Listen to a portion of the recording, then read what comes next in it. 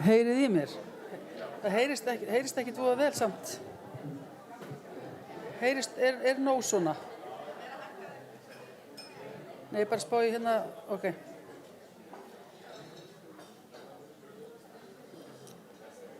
Ég held að okkur sé ekkert að vanbúnaði en að fara að hefja þetta.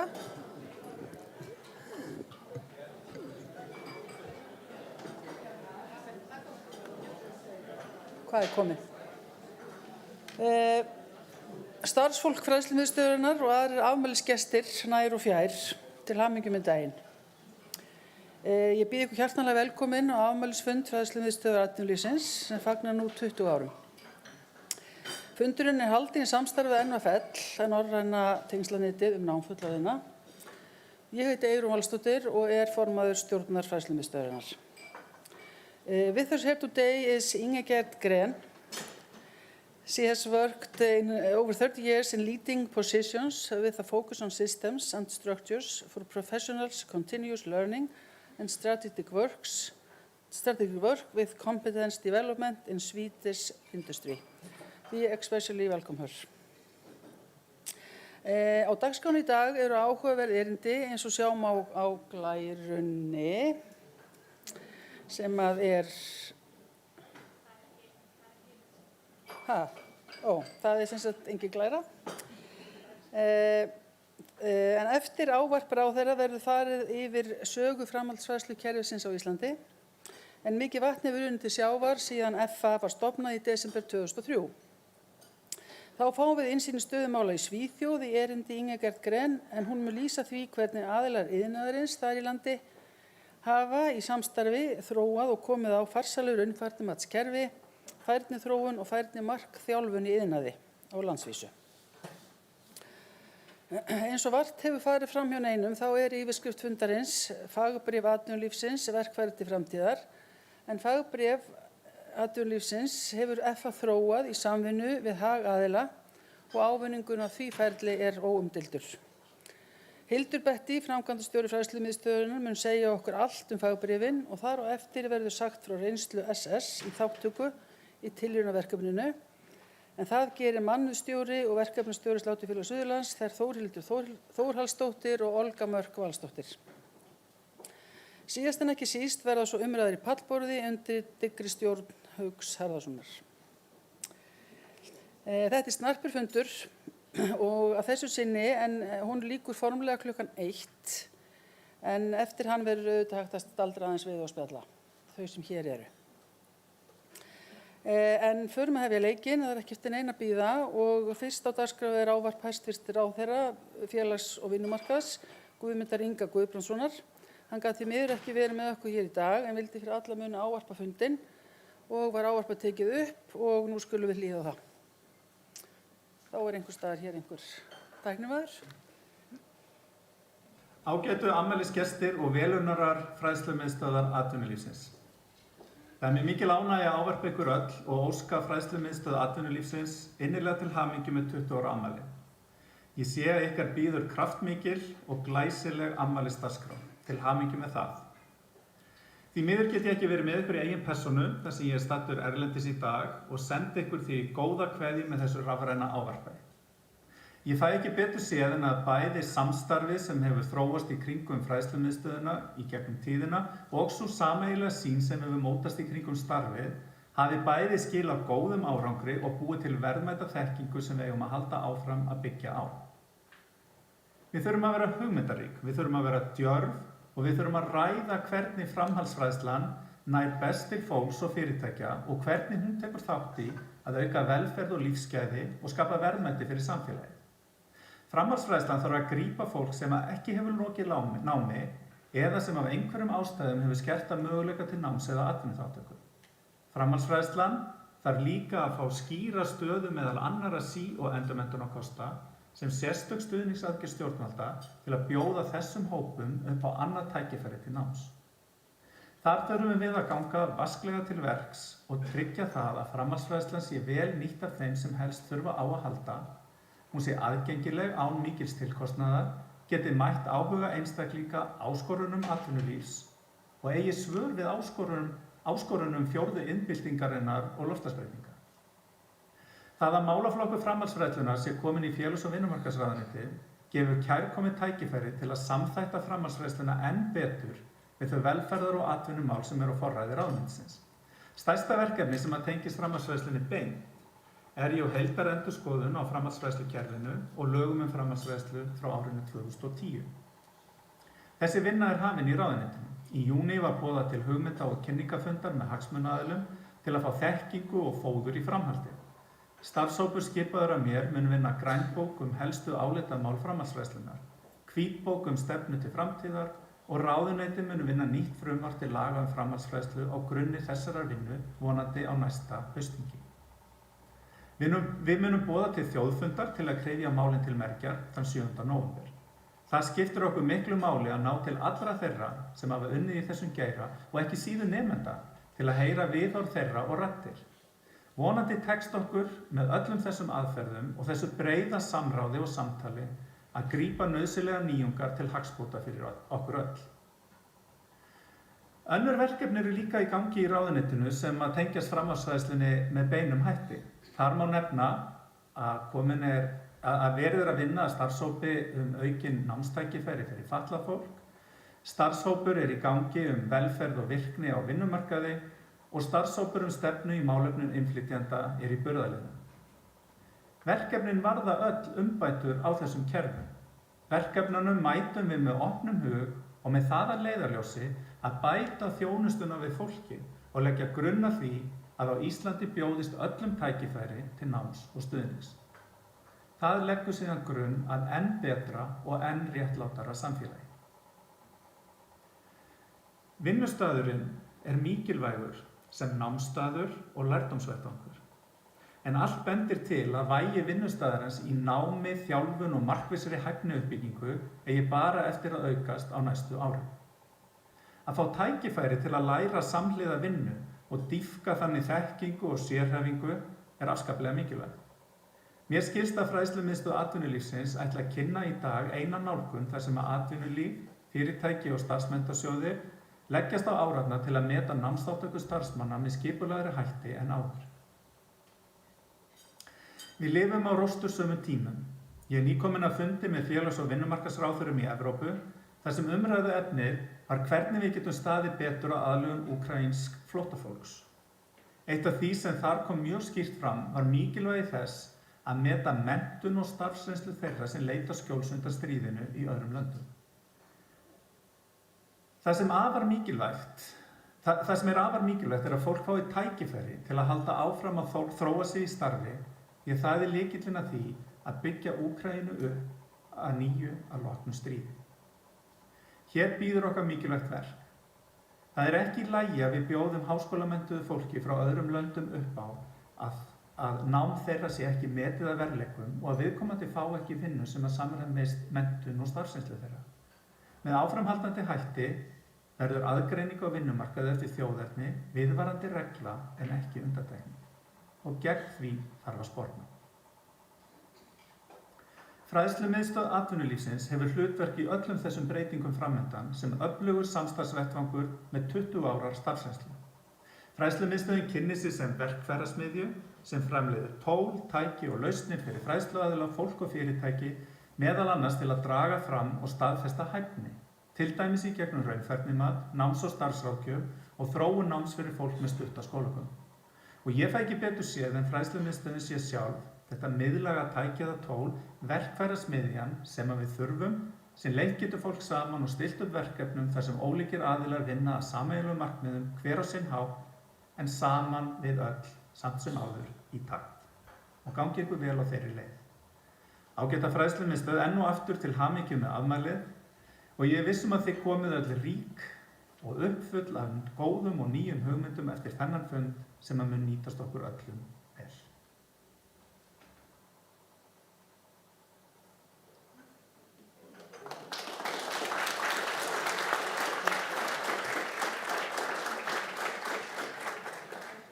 Já, við þökkum ráðherra kærlega fyrir þetta innlegg og getum litið á þessum hvatningu til okkar allra sem koma framhaldsfræðslu í Íslandi að halda samtalinu áfram og vinna enn frekari þróun í málaflokknum.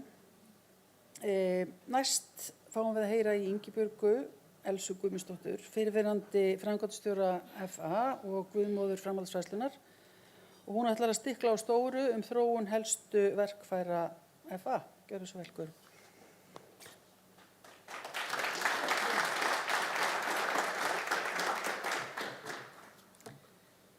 Takk fyrir að fá að vera með ykkur. Fundarstjóri, góðu gestir, hjartanlega til hamingju með afmæli Fræðslumiðstöðvarinnar og við skulum sjá eitthvað að ég að fá hérna upp. Já. Hvað er hérna? Ég ætla að fara aðeins lengra aftur í tíman heldur en stofnun Fræðslumiðstöðvarinnar vegna þess að ég var áður en ég tók í starfi framkvæmdastjóra þá var ég sérfræðingur hjá menningar- og fræðslusambandi Alþýðu og þar hafði umfang menntastarfsins aukist mjög mikið og við vorum mjög mikið komin út í að skipuleggja starfsmenntun og starfsmenntanámskeið sem kveðið var á í kjarasamningum og meira út í almenna menntun heldur en hafði verið áður. Og við fórum að skoða hvernig vinnuafli væri menntað og komumstum að því þá að 43,5% voru eingöngu með grunnmenntun. Þetta var algjört sjokk að sjá. Við höfum ekki gert okkur grein fyrir þessu áður. Og ég held þegar við fórum að horfa í kringum okkur, þá held ég það hafi bara verið Grænland og Færeyjar sem voru verr stödd en við. Velferðarsamfélög byggja á menntun. Samfélagsbreytingar voru miklar í farvatninu þarna í kringum 2000 og þarna hefjast samtöl milli ASÍ og SM þessu stöðu og það var vilji til að leita leiða. Og þetta var til þess að Fræðslumiðstöðin var stofnuð, hún er stofnuð 2002. Samningurinn er gerður milli ASÍ og SA við ráðuneytið 2003 og þessi samtök voru eigendur FA í upphafi. Í samningnum voru mörg verkefni og sum mjög framandi. Markhópurinn var þeir sem ekki höfðu lokið framhaldsskóla. Ég þekkti þennan hóp ágætlega, ég hafði verið að vinna talsvert með honum. Það var mikið löngun til að læra, en það voru svo margar hindranir. Og það var kvíði gagnvart prófum, það var lesblinda, lestrarerfiðleikar og það var líka talsverð vinna að ná til hópsins þegar var verið að skipuleggja námskeið. Það var eiginlega eingöngu hægt að gera það í gegnum fyrirtækin og þá með tilstuðlan stéttarfélaga. Og margir höfðu sótt starfsmenntanámskeið eða tekið einhver námskeið, en það var lítið sem ekkert metið nema þessi launahækkun sem kom vegna þeirra. En nám í atvinnulífinu skipti meginmáli bæði fyrir fyrirtækin og einstaklingana. En það var ekki hægt að staðfesta þá færni og ekki hægt að halda áfram að læra innan menntakerfisins. Þetta fólk, alveg saman hvað það lærði, það þurfti alltaf að hefja námið bara þar sem það hafði lokið í, þar að segja var með 4 ára nám fyrir fram að sig. Og það var bara hægara sagt en gert fyrir menn að gera það, auk þess sem framhaldsskólar voru ekki alls staðar á landinu og þeir tóku ekki allir við fullorðnu fólki. Ég ætla aðeins að sýna ykkur þróunina, því það er náttúrulega gleðilegt að sjá hana. Að því sjáið hérna, þetta eru þeir sem að þannig ég set við grunnmenntunina prósentuna sem voru 43% þarna árið 2000, komin í 23% 2021. En það sem að fjöldatölur hafa breyst svo mikið og að vinnumarkaðurinn hefur stækkað svo mikið að þá ef við tökum fjöldatölurnar að þá hefur þeim eingöngu fækkað þriðjung. Eftir sem áður gott. Og þetta er náttúrulega ekki alltaf þakka Fræðslumiðstöðum, það er ýmislegt sem kemur þarna til því að kynslóðurnar þegar þær færast til þá gerist átómatísk breyting. En sum verkefni í samningnum lágu beint við en voru ekki endilega auðveld en það var hægt að ganga í þau. Og þar var fyrst kannski mat á námi til eininga á framhaldsskólastigi. Fyrstu námsgögnin voru metnar strax 2004. En það hafði verið ákveðin undanfari hjá starfsmannafélaginu Sókn sem hafði fengið mat og það var hægt að fara svolítið í fótsporin á því. Og við fórum að sækja til samstarfsaðila okkar nám sem þau hafðu verið að halda fyrir þessa hópa, skrifa námskrár, þjóna þeim með því að skrifa námskrár og hugað gæðum námsins. Því samanburðurinn var alltaf í framhaldsskólan og var alltaf sagt í ráðuneytinu, þeir eru gæðavottaðir, ekki þið. Þannig að við þurfum að hugsa mjög vel gæðin. Og þær voru síðan metnar til eininga, fyrst hjá menntamálaráðuneytinu og síðan hjá menntamálastofnun. Það hafa 55 námskrár við metnar, langflestar vegna starfa og nú eru í boði 50 námsleiðir. 45.000 manns hafa farið í gegnum námið frá því að vottun hófst og það var auðvitað mjög mikil breyting þegar fjármögnunin kom 2006. Og ég ætla bara rétt að sýna ykkur þetta eru fjöldatölur. Þið sjáið þannig fyrstu 3 súlurnar sem eru mjög lágar, þær eru fyrir fjármögnunina. Síðan stekkur þetta upp úr öllu valdið þegar fjármögnun kemur og þetta eru svona á bilinu 5 til 7.000 minni mig á ári. Nei, fyrirgefið þið. 2.500 til 3.500 cirka á ári sem er að fara í gegnum þetta. Nú, og þetta mælaborð framhaldsfræðslunnar, þið getið skoðað þetta inn á vefsíðu framhaldsfræðslunnar ef þið viljið. Það voru náttúrulega nokkur mjög mikilvæg atriði sem að komu fram í þróuninni og það voru náttúrulega lögin 2010, þá kom fræðslusjóður inn og þá komu líka nýjir eigendur, þá komu opinberu aðilarnir beggja vegna borðsins að starfinu. Við stefndum alltaf að gæðavottun fræðsluaðila, við byrjuðum að gera samningsskilmála sem að samstarfsaðilar okkar áttu að fara eftir, en síðan er núna komið vottunarkerfi sem tekur á öllum þáttum starfsins.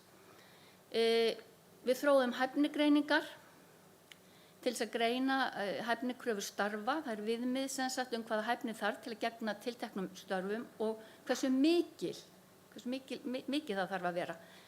Og þessar hæfnigreiningar Fræðslumiðstöðvar í takt við íslenska hæfniramman sem er notaður í menntakerfinu. Og þróun náms- og starfsráðgjafar og stuðningur fyrir markhópinn, ráðgjöf út á vinnustaðina skiptir gríðarlega miklu máli í þessari þróun. En þá vík ég að raunfærnimatinu. Þar var hugmyndafræðin auðskilin, en hvernig átti að standa framkvæmdinni. Við leituðum til Norræna, þeir voru taldir fremstir á þessum tíma, fengum gest hérna bara strax í ársbyrjun 2004. Ég má til með að nefna að þeir töpuðu þessari forystu sem þeir höfðu og það má velta fyrir sig hvers vegna. En við ákváðum að vinna að 2 leiðum samtímis, annars vegar raunfærnimat á móti námskrám framhaldsskólana og þar ætlum við bara að byrja strax að fara í tilraunaverkefni og svo vorum við strax þarna komið með þessa hugmyndafræði að fara í raunfærnimat á móti viðmiðum í atvinnulífi.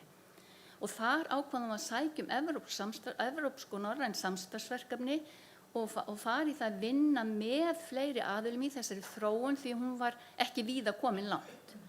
Þetta held ég að hafi verið mjög skynsöm leið og einmitt á þessari vegferð árið 2005 hittum við Ingigerd Gren sem að hér er núna enn og aftur og hefur verið með okkur í öllu þessu ferli. Takk Ingigerd. Nú, fyrsta verkefni í raunfærnimati, allra fyrsta verkefni sem við unnum að var með símanum og það var í mat á námi inn í símsmiðanámið í iðnskólanum með samstarfsaðilum Eflingu iðnskóla og starfsafli, 11 fóru gegnum matið og 9 hófu nám. Við höfum aldrei séð aðrennistölur að svona hátt hlutfall fengi svona mikinn hvata. Í húsasmíðinni sem við tókum svolítið seinna, ég held að það hafi verið 1 verkefni í milli, að þá í viðræðum þegar við vorum að byrja þá var svona talið kannski það að tækist að ná í 1 hóp. Það væri nú ekki mikið meira að hafa í húsasmíði. En það sem sagt síðan hafa farið margir hópar í gegn og á 800 manns hafa fengið mat. Og það hefur oft verið mjög gott mat því þessir byggingaverkamenn sem hafa verið að vinna með smiðunum hafa lært mjög mikið. Nú, en það var mikið ferli í þessu, það þurfti að búa til gátlista, fá fagmenn til þess, það þurfti að búa til verkfæri líka til að nota í matinu og þetta þurfti að vera í viðkomandi fagi, það þýtti ekkert að biðja menn að gera meira en sitt eigið fag. Það þurfti að þjálfa matsaðilana og við bjuggum til námskeið til þess að þjálfa þá. Það þurfti að hugsa hvernig ætti að ná til hópsins og hvernig ætti að veita ráðgjöf, hvatning og stuðning í matinu. Og það þurfti líka að skoða hvernig staðfestingu væri háttað og hvernig hún væri skráð þannig hún hefði gildi. Ef þú fékkst mat á einhverjum áfanga og þá var það verið nokkuð örugt að hann væri metinn síðan í skóla þegar þú kæmir þangað. Þetta var svolítið hausverkur. En niðurstöðurnar úr þessum fyrstu hópum sýndu okkur fram á að þetta virkaði bara ágætlega. Og það hafði ótrúlega mikil áhrif fyrir einstaklingana og það var miklu hærra hlutfall heldur en við höfum áður séð, bara svipað í símsmiðinni sem vildi fara í nám í framhaldinu. Það voru stýrihópar í öllum verkefnum og það var ekki farið út í raunfærnimat nema allir væru sammála að gera það.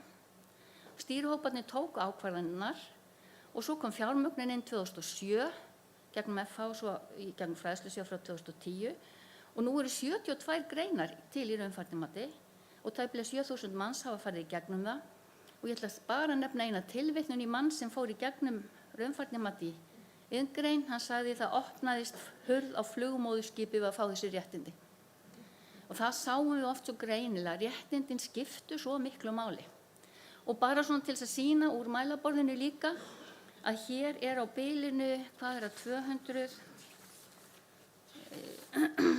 það er svona þegar þetta fer að vaksa, þá það svona bilinu 580 til 680 sem fari í gegnum mat á ári, svona þessar, svona, eftir að þetta búið að ná sér stað almennilega. Nú, í atvinnulífinu voru fyrstu skrefin tekin með umsókn Evrópuverkefni, Leonardo samstarfsverkefni, gildi vinnu, hérna Value of Work, með sambandi íslenskra bankamanna, Landsbanka, Íslandsbanka, starfsgreinaráði og þetta var náttúrulega erlend, það voru erlendir aðila líka, en hvatinn hjá SIB var að styrkja stöðu reynslumikilla starfsmanna bankana vegna mikillar ásóknar háskólamenntaðra inn í þeirra störf. Og þarna var tilraunahópur, þátttakendur sem fóru í gegnum hann, voru nú kvíðinni fyrirfram en voðalega ánægðir eftir á og töldu til ýmsan ávinning. En í bankahruninu var hópur einmitt í mati og þær voru svo þakklátar, þetta voru nú mest konur, þær voru svo þakklátar fyrir að vera þar þegar þessi ósköp gengu yfir. Því það munaði öllu fyrir sjálfstraust þeirra að finna að þær hefðu einhverja þekkingu þegar hörmunguna dundi yfir. Nú, við fórum í annað verkefni, í beinu framhaldi, framhaldsverkefni og þar voru hljóðmenn tilraunahópur og þar leyfðum við það að einn nemandi úr tækniskólanum fengi að pröfa að fara í gegnum þetta mat og hann stóðst það bara nákvæmlega á því þrepi sem hann átti að gera. Og það var til þess að matsmaðurinn fór með viðmiði með sér inn í námi af því hann vildi aðlaga það viðmiðunum úr atvinnulífinu sem var náttúrulega alveg ótrúlega gaman að sjá. Og svo kom í ljós að 5. þrepi vantaði í rauninni. Við vorum auðvitað ekkert farin að hugsa neitt á fagháskólastigi á þessum tíma, en það voru sumir með svo mikla þekkingu og þeir hefðu komist í mat á hærra stigi. En það mjög mikilvægt að hafa skilvirkni þegar unnið með fyrirtækjum og við vorum náttúrulega kannski upp að þessu stigi búin að vera að hugsa mjög mikið gæðin, en nú þurfti að fara að spýta svolítið í lófana. Nú þróunin, við fengum það verkefni að sækja IPA-styrk út af Evrópuverkefni, umsókn Evrópusambandið sem að fjall nú, eins og þið vitið. En það var lagt upp með að gera átak í raunfærnimati í atvinnulífinu og það var það framtíðarsýn og þrátt fyrir lítinn pening þá tókst nú að gera allmargar greinar, get ég sagt ykkur. Framtíðin blasir við, tími vinnur með okkur í sambandi við markhópinn, en það eru næg verkefni framundan og sennilega erfiðar og flóknari, nákvæmlega eins og ráðherra sagði. Hann nefndi flóttamenn og við getum nefnt erlent vinnuafl og fleira. Nú og hann talaði líka áskoranir og breytingar, fjórðiðnibyltinguna, sjálfvirknivæðinguna, umhverfismál, sjálfbærni. Við getum nefnt COVID sem dæmi þó það sé vonandi yfirstaðið og stríð, ég meina við vitum ekkert hvað það hefur í för með sér í atvinnulífinu. Nú, samkeppnishæfni atvinnulífsins verður að vera í fókus og við þekkjum vinnu núna við hæfnisetu ferðaþjónustunnar sem hefur unnið að þessum málum frá 2017 og vistu hjá Fræðslumiðstöðinni og við sjáum að það getur verið fyrirmynd fyrir aðra greinar. Og markmiðið að nýta verkfæri framhaldsfræðslunar til að uppfæra hæfni í atvinnulífinu hratt og á skilvirkan hátt og það væri mjög gott ef það væri hægt að fá námslok á lægri þrepum en það verður þá að vera án þess að þau séu blindgata. Það er mjög gott að taka skref. Fyrir þá sem eru ekki með menntun þá er ótrúlega gott að taka eitt og eitt skref. En það verður að vera möguleiki að halda áfram. Og þá segi ég bara að lokum, hjartanlega til hamingju með 20 ára afmælið, takk fyrir samstarfið á liðnum árum, eigendur, fræðsluaðilar, samstarfsaðilar og starfsfólk, ekki hvað síst starfsfólk FH. Og ég óska ykkur öllum velfarnaðar. Það var frábært að fá að vinna þessu verkefni með ykkur.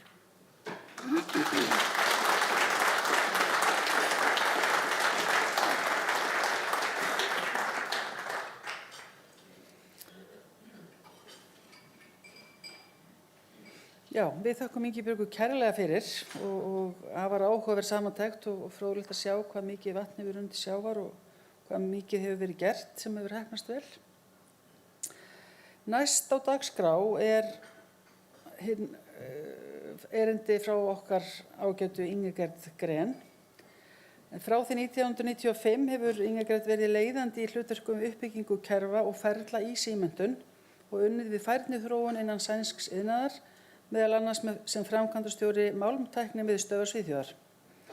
Hún nú ráðgjafi í samstarfi við aðila atvinnulífsins við að þróa raunfærnimatskerfi á landsvísu og efla samstarf færniþróun og færnimarkþjálfun fyrir sænskan iðnað. Ingegerd hefur tekið þátt í ýmsum stefnumótandi nefndum færniþróun og raunfærnimat í Svíþjóð og komið að starfi NFL. Dear Ingegerd, thank you so much for being here with us today, and we look forward to hear your presentation. The floor is yours.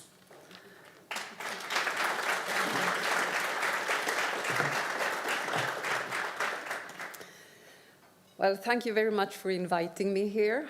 I'm very happy to be here, to see a lot of you who have been working together with, since 2005.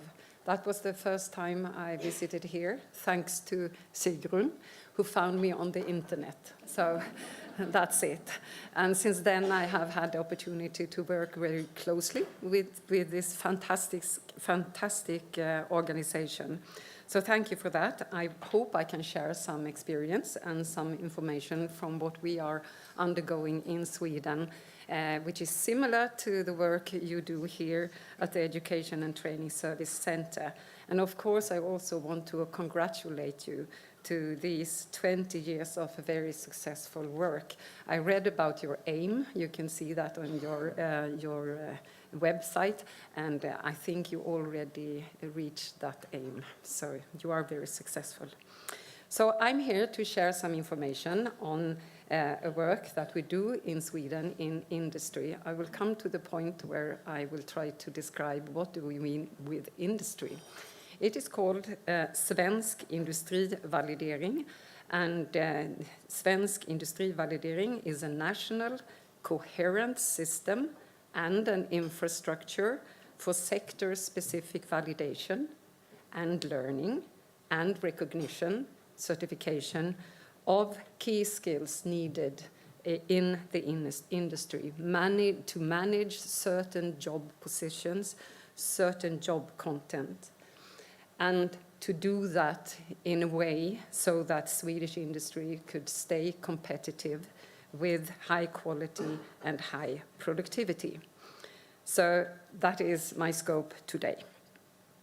And this Svensk Industrivalidering, I think, you know, the logo is nice. It's the 3 Swedish kronor. It's the ice hockey team, and it's us.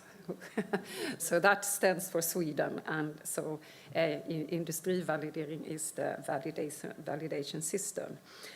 So, well, behind Svensk Industrivalidering stands all the social partners of the manufacturing industry. We had such a nice conversation yesterday. What do we mean with industry?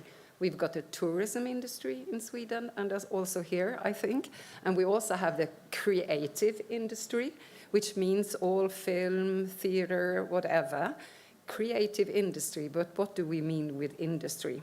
Well, to me, industry is manufacturing industry. So behind Svensk Industrivalidering stands all the social partners here. And then we are talking about food manufacturing. We are talking about petroleum-based manufacturing, such as plastic and rubber. We are talking about chemicals, such as pharmaceutical industry, mining, metal, and also my sector, which is the fabricated metal manufacturing. I come from the metal cutting industry. There is where I was born, not in my father's factory, but in the family of running companies in the metal cutting sector. So all the employer organizations and the trade unions has come together, and now we work together with Svensk Industrivalidering. And I would say this is actually one of the foremost important success factors with bringing a system and an infrastructure for validation, learning, and recognitions of skills into place. So we have formed, 2013, we formed a collaborative consortium. So it's not a new organization, it's a consortium. We have written agreement that we will, in a sustainable way, for a long-term, work together until we are satisfied. And we've been working quite a long now, so we are not still satisfied. We have a lot more to do, but we are on a good path, on a good way. Maybe we can also have a 20 years celebration and say we are there. But we have a lot to do. So it's not an organization, it's a consortium. And a consortium means that everyone in this collaboration has written an agreement that us ourselves in our own organization will set aside resources to work with this. Experts and hands-on people will work with this. We will work with our members to make them having initiatives to use the system and to work more strategically with their competence development and the skills supply. So that is svensk industrivalidering. And you know, the manufacturing industry in Sweden is the backbone of our economy still. We, of course, have some really large companies still. Volvo, even if, I don't know, Swedish or Chinese, but it's placed in Sweden. SKF, Scania, we have lots of them.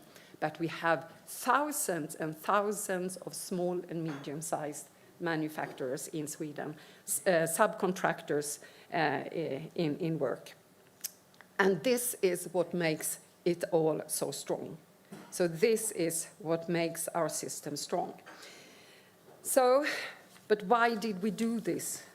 Why 2013 and not earlier, or why not later? And what do we mean with we are going to work until success? Well, as you know, and I think Ingebjörg told a little about this as well, there are challenges for any industry. And in Sweden, we have met the global competition. We have met new technologies all the time, you know all about that. It's not only the digitalization, it's automation, it's robots, it's a lot of things. It's a rapid change. It's a rapid change of technology. And that also have impact on how we produce the processes, how we work together with our mates on the workshop floor. And it has grown to be more complex. It's not that easy as it was. Sometimes our ministers talk about we must find the easy jobs into the working life. And we say, sorry, we don't have any more easy jobs. They are complex. And this is the situation now. Now we are in also the transition of the industry into the green transition. And that is a huge challenge. We don't even know about the technologies yet. And we don't even know the skills yet. Now we have battery factories up north in Sweden, and people there says, well, we have the plants, but we really don't know still yet what is the process and what are the skills we need. So this is really something that we need to work with. And we can't buy the way out. We can't do as my father did. We went to Hannover and we bought the latest machine, and then we could just say, oh, that was nice, now we are competitive. No machine will solve this. It's the human capital now. And then we are talking about skills. That's the situation. And here we have a very, very good and nice employer. She is called Linda. No, she's not called Linda. Her name is Linda Fransson. And she has a really nice, prosperous company of about 100 employees. And now she says, what I'm my most worries, well, except of material and Ukraine and whatever, It is, I need to learn more about strategic planning and management of our skill supplies, and I'm not trained in that. I'm an engineer. Jesus, I'm not a teacher. How do I do? I need to recruit, but there are nobody to recruit, so I need to work more with my internal training and development, and how do I do? When do I do it? And it needs to be resource efficient. I can't turn my machine down, because then my productivity will be low and I won't earn any money. So how do I do this in high efficiency? And by the way, what are the skills? I don't know even my team here. I'm not really sure. What do you know? What skills? You know, maybe you have heard this also here. And then we have the employee. This is Amir. He's working with Linda. He has made a nice trip and route and progress thanks to our system. I won't tell you very much about that. It's a cliffhanger, but maybe you can find out by yourself later. He comes as an immigrant. He came as an immigrant to Sweden in 2012, I think. Well, now it's about working life. It's about working lifelong learning. Not only lifelong learning, it is connected to your work, working lifelong learning. It's about upskilling, and it's about widen your skills, and it's about totally re-skills, and it's about whatever you don't know, I don't know skills. It's a lot to think about, and it also are new ways of learning. Many of the workforce is quite well educated. We had a talk about that yesterday. Most of them have left the secondary upper school, but they are not vocational trained. So they come into industry with no experience or actually no profound skills for working in industry. But many are old still. The workforce is quite old, and we are not used with digital learning. We are not all as Sigrun who knew how to find people at the internet. So when we talk about flexible learning, learning that doesn't shut down the industry to go to courses, you need to work with digital learning and e-learning. And then, how do I do, says Amir. And it takes a lot of self-management and self-responsibility. This is how it feels. And where is my, cover? I want to cover up. How can I manage? And this is the situation that we are on our way to solve. We need, the consortia, it's our members. We need to go there and we need to try to find a way to help them out. So this system and the infrastructure of Svensk Industrivalidering is there to make good to the employees and the employers. The system consists of two parts. One is the content, which is, as I think you all know quite a lot about, qualifications made out of job standards. We always look at what is the job content, and then we look, how do you perform to make it productivity and with high quality? And from that, we turn that into job standards, describing the skills needs. And we have them, and when we have them, we work that out together with companies, with representatives, not with consultants, but by the hand and the guidance of professionals, just as the people at the center here, experts on this, but it's actually the people on the floor working all day long with this. They are helping out to make the descriptions. And then we have a system for validation.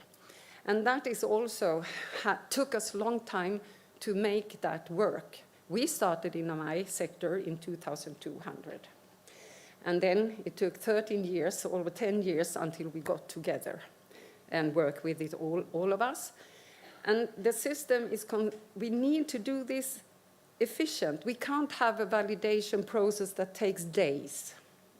We can't have a validation process that means an employee got to meet someone and we discuss what are your skills and we try it out. No, it must be sort of more engineer built. So we have found out a way to do this by a web-based validation. And that sounds maybe, that can't be very valid, or is that really quality? But it is, because we have built it at the same way as we build the test for example, the driving license. And I mean, if we can rely on a young person and having her skills tested by, you know, the web test to do, am I due to driving? And then, yes, you have the skills, you have the knowledge, you have the understanding of how to drive in Reykjavik, and then go out and drive. Well, in between comes this, I need to test with an instructor. We also have that. When it's needed, we add up test by the machine. And now we found out you don't need a machine. Just have a look at your kids. What do? They put on these very strange goggles, and then they are, oh yes, and they play golf. And I don't know what they do in my living room. It's a lot of, I sometimes have a dance, you know, augmented reality and virtual reality. So this is what we now are putting into the system. So in welding, you know, instead of having the welding thing, we do this, you know, like this, and also putting up a machine. You just put it on, you put your gloves on, and you are there. It's great. It's fantastic. So that is the validation system. And then we have the infrastructure. Who is going to provide this to all our members? How can we get it out in Sweden? It's quite like this, Sweden, from north to south, and there are companies all over. We could not rely on the formal education system. We thought first that is a really good idea, because in every village, in every town, in every city, there are full of schools. But no, it didn't work, because they are not flexible enough.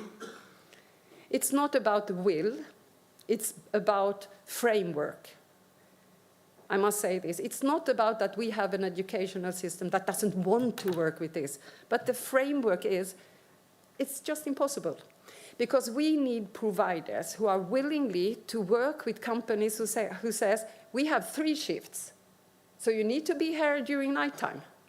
No, can't do that. I'm a teacher, and I have a law. I can't go in the night to work.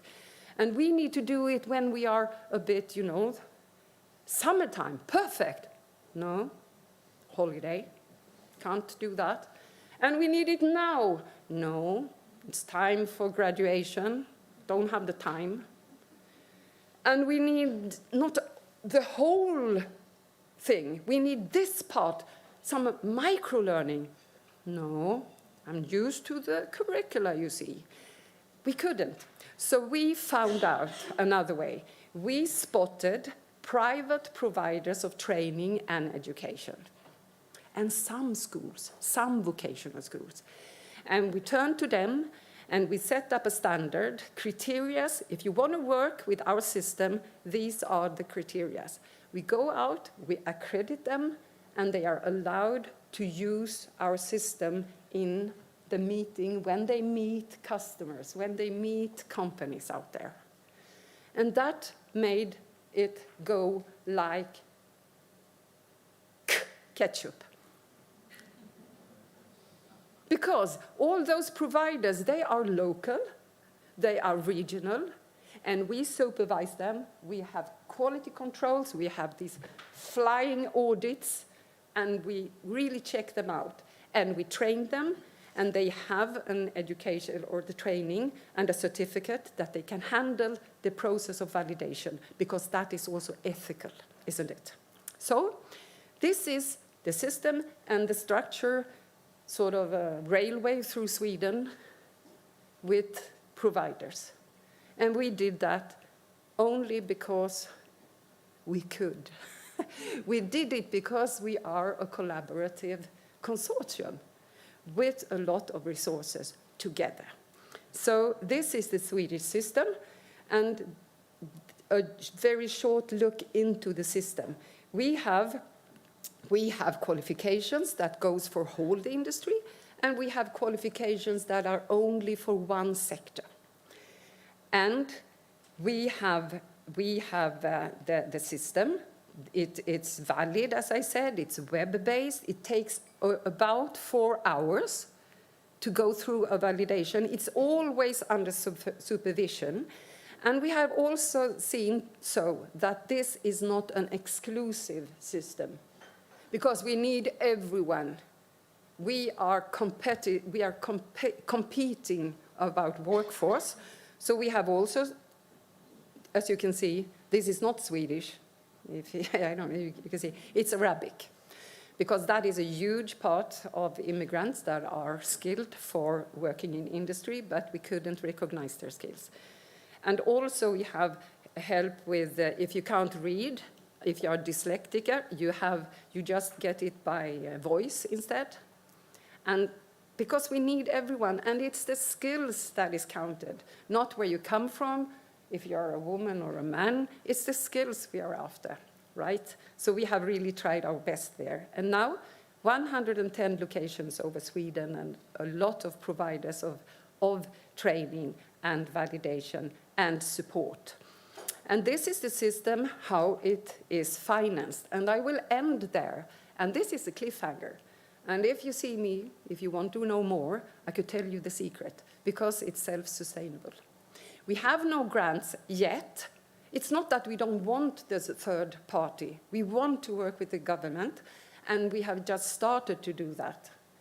And that will even, I think, go even more. If that was ketchup, that would be boom when we go together with the third party. But we haven't had the opportunity, so we built this by ourselves. So the company and the test center, they go together, they make a deal. Sure, this is good. I want the validation. I want the training. You will help me. Very nice. And Linda I can go back to my machine. You will help me. Very good. Nice. And then the center sends an invoice to the company.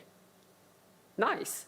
And we send an invoice, we as a Svensk Industrivalidering, we send an invoice to the provider for using our system.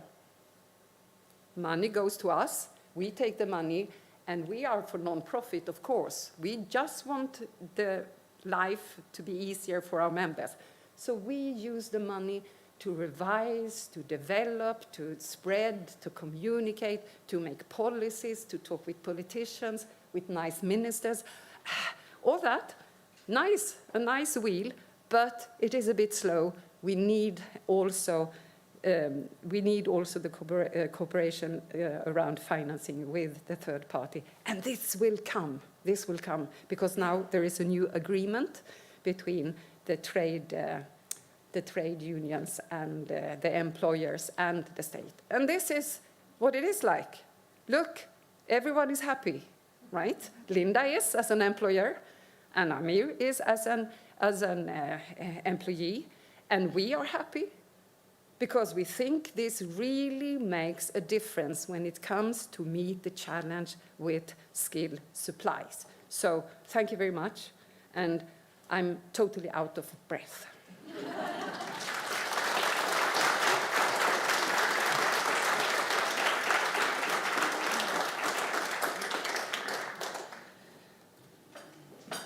Thank you very much, Ingrid, for giving us this valuable insight into how it is in Sweden, and it will be useful in the ongoing work here in Iceland.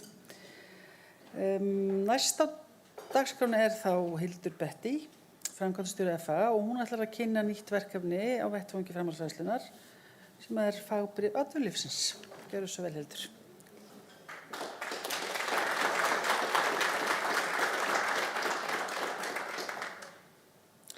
Góðan daginn, öllsömmul, og mikið gaman að vera með ykkur í dag og fagna 20 ára afmæli Fræðslumiðstöðvar atvinnulífsins.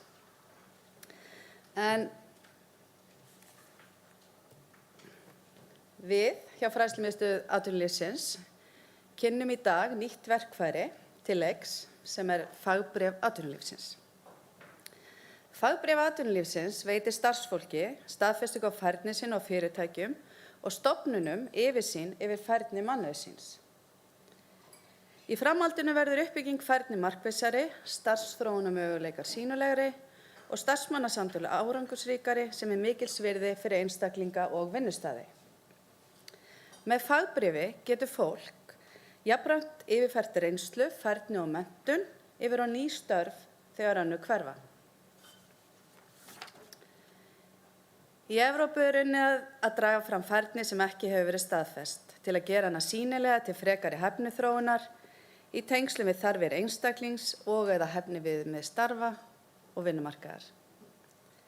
Í tilmælum Evrópuráðsins hefur verið lögð áhersla á eflingu raunfærnimats með það að markmiði að efla starfshæfni einstaklinga, auka vægi símenntunar, auka sveigjanleika, þá þjálfunar- og menntunarkerfa og efla virkni vinnumarkaðar. Í aðgerðaáætlun stjórnvalda 4. iðnbyltinguna kemur fram að til að ná langtíma markmiðum aukna verðmætasköpun og fjölgun starfa á vinnumarkaði þá þarf að huga að virkri símenntun. Því sé mikilvægt að viðurkenna færni fólks og nýtist til frekari náms, starfa og starfsþróunar. Frá árinu 2018 hefur Fræðslumiðstöðin í samstarfi við Alþýðusamband Íslands og samtök atvinnulífsins unnið að þróun fagbréf atvinnulífsins á vettvangi framhaldsfræðslunnar í samstarfi við fyrirtæki og stofnanir og samstarfsaðila víðs vegar um landið með góðum árangri. Nú þegar hafa 15 fyrirtæki og stofnanir nýtt sér ferlið og 100 starfsmenn fengið hæfnivottaða með fagbréfi. Og þar á meðal Sláturfélag Suðurlands, fyrirtæki sem vann að fagbréfi með 22 erlendum starfsmönnum, en fulltrúar þeir kynna hér á eftir fyrir okkur hvernig það gekk. Fræðslumiðstöðin miðja verkfæra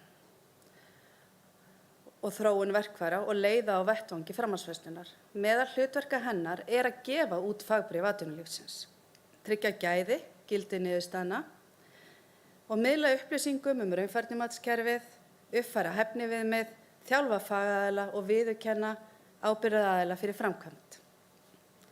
Á heimasíðu Fræðslumiðstöðvarinnar 50 starfaprófílar sem innihalda skilgreiningar og mismunandi störfum á vinnumarkaði og lista yfir þá hæfniþætti sem þarf til að sinna starfinu. Í dag eru 10 starfaprófílar sem hægt að staðfesta með fagbréfi atvinnulífsins. Markmiðið að á næsta ári hafi þeim fjölgað í 30 og það viljum við gera í samstarfi við ykkur. Í dag hafa nokkrir starfsmenntasjóðir samþykkt greiðsluþátttöku vegna fagbréfa og geta fyrirtæki og stofnanir nýtt sér rétt sinn í þeim til að kosta ferlið. Til þess og við erum í rauninni að vona að starfsmenntasjóðum eigi eftir að fjölga. Við þurfum að gera fólki kleift að auka færni sína sem styður við verðmætasköpun í samfélaginu og mætir eftirspurn atvinnulífsins eftir fólki með ákveðna færni því í því felst ávinningur fyrir fyrirtæki, stofnanir, einstaklinga og samfélagið allt. Og eru fagbréf atvinnulífsins leið til þess. Ég vil einnig nota tækifæri til að þakka öllu starfsfólki FA fyrir frábæra frammistöðu, útsjónarsemi og sköpunarkraft til að takast á við ný verkefni. Eins samstarfsaðilum og eigendum Fræðslumiðstöðvar atvinnulífsins. En þá ekki eftir neina að bíða og við ætlum hérna að kynna nýtt myndband fagbréf atvinnulífsins. Takk fyrir.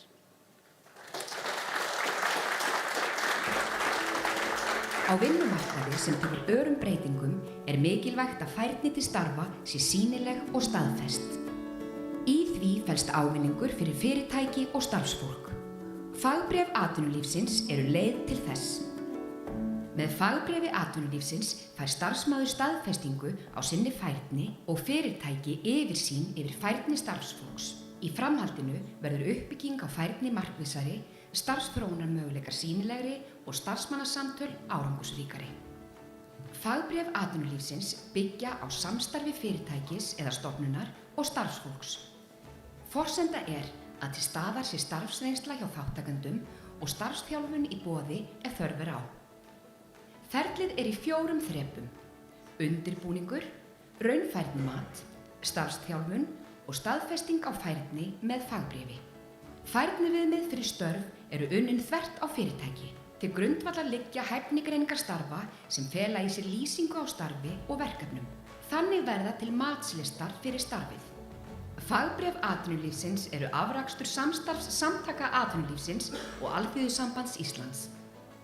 Fræðslumiðstöð atvinnulífsins, sem í eigu aðila vinnumarkaðarins, hefur það hlutverk að tryggja gæði, viðurkenna ábyrgðaraðila fyrir framkvæmd, þjálfa fagaðila og gefa út fagbréf.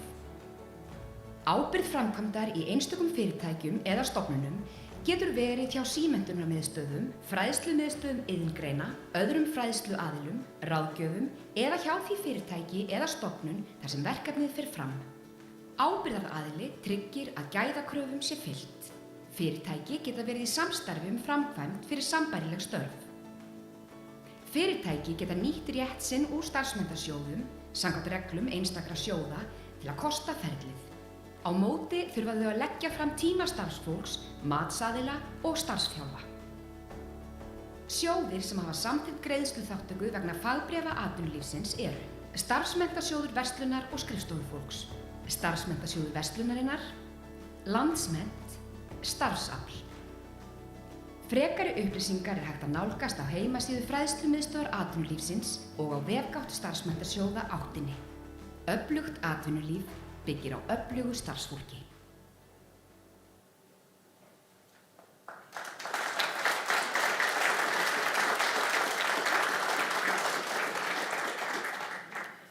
Takk fyrir þetta og takk fyrir þessa kynningu, Hildur. Nú komum við að því að heyra af reynslu fyrirtækisins sem tók þátt í, eða einu af þeim sem tók þátt í þessu tilraunaverkefni. Það er Sláturfélag Suðurlands og það eru þær Þórhildur Þórhallsdóttir, starfsmannastjóri og Olga Mörk Valsdóttir, verksmiðjustjóri sem mun lýsa reynslu félagsins af ferlinu. Gjörið svo vel.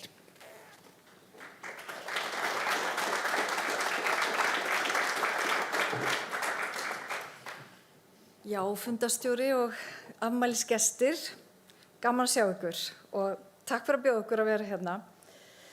Maður heyrir að Svíarnir eru rosalega advanced, gaman að heyra þetta, þannig að það er bara greinilega, það er bullandi tækifæri framundan. En við vorum svo rosalega heppin að fá tilboð að fá að taka þátt í þessu þróunarverkefni. Og viljum bara segja það, við eigum hérna í handraðanum hetjusögur og gróðasögur og alls konar sögur eftir þetta og mikið lærdóm. Maður að fara yfir þetta. Ég sést Þórhildur. Já, ég heiti Olga. Ok. Heyrðu. Og þetta var sem sagt náttúrulega bara kallað á þetta klassíska, við undirbjögum okkur, fengum rosalega mikla hjálp. Það var alveg æðislegt að FA hélt og fræðslunetið okkar alveg opaslega vel utanum þetta allt saman. Og þetta fór mikið til bara fram á vinnustaðnum og það sem hún var að tala um áðan og Ingigerd, þetta með sveigjanleikann er bara algjört lykilatriði í þessu. Að það sé hægt að gera svona verkefni á forsendu vinnustaðarins því að það sem hún var að lýsa þarna, það var bara svona nákvæmlega. Það er þetta með þetta, hvenær er tími, hvenær eigum að gera þetta og þannig að það er algjör lykilatriði hvað þetta gekk vel og var, bara frábært í alla staði. En þetta hófst þannig, okkur var boðið upp í þennan spennandi dans og við gátum ekki annað að sagt bara já. Verkefnastjórn var í höndum á Fræðsluneti Suðurlands sem hefur reynst okkur alveg rosalega vel og í raun og veru bara gallinn að við erum ekki alveg nógu við höfum ekki verið nógu duglega að nýta okkur alla þá möguleika sem að þau hafa verið að bjóða okkur upp á en við fundum þetta gekk rosalega vel, Steinunn er ekki sammála okkur. Þetta var alveg bullandi árangur af þessu og þannig að við haldum ótrúð áfram. Það var alveg ótrúlega lærdómsríkt að fara í gegnum þessa hæfnigreiningu vegna þess að í raun og veru öll við sem komum að þessu, það var svo spennandi og bara lærdómsríkt að fara í gegnum að sjá, alla þessi þætti sem að skapa það sem að við vorum að skoða var þessi sérþjálfaði matvæla vinnslu starfsmaður. Og og ég sé ekkert fyrirgefðu, ég svo, orðin svo sjónlaus, svo gömul. Sé þetta örugglega betur þarna. En allavega, þið sjáið, þarna erum við að listu bara þættina, svona helstu þætti og undir þessu var bara heil haugur af þáttum sem fólk þarf að kunna. Þú þarft að kunna ótrúlega mikið til þess að geta unnið í og búið til öruggan og góðan mat.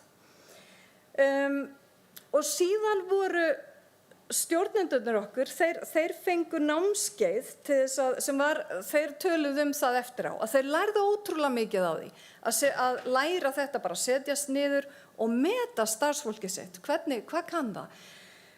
Við fengum heilmikið feedback á það gekk mjög vel. Við settum okkur, það svolítið þannig hjá okkur, við erum að reiðum okkur mjög mikið á erlent vinnuafl og það bara þannig því miður að í matvælavinnslu það ofboðslegur skortur á fagmenntuðu fólki.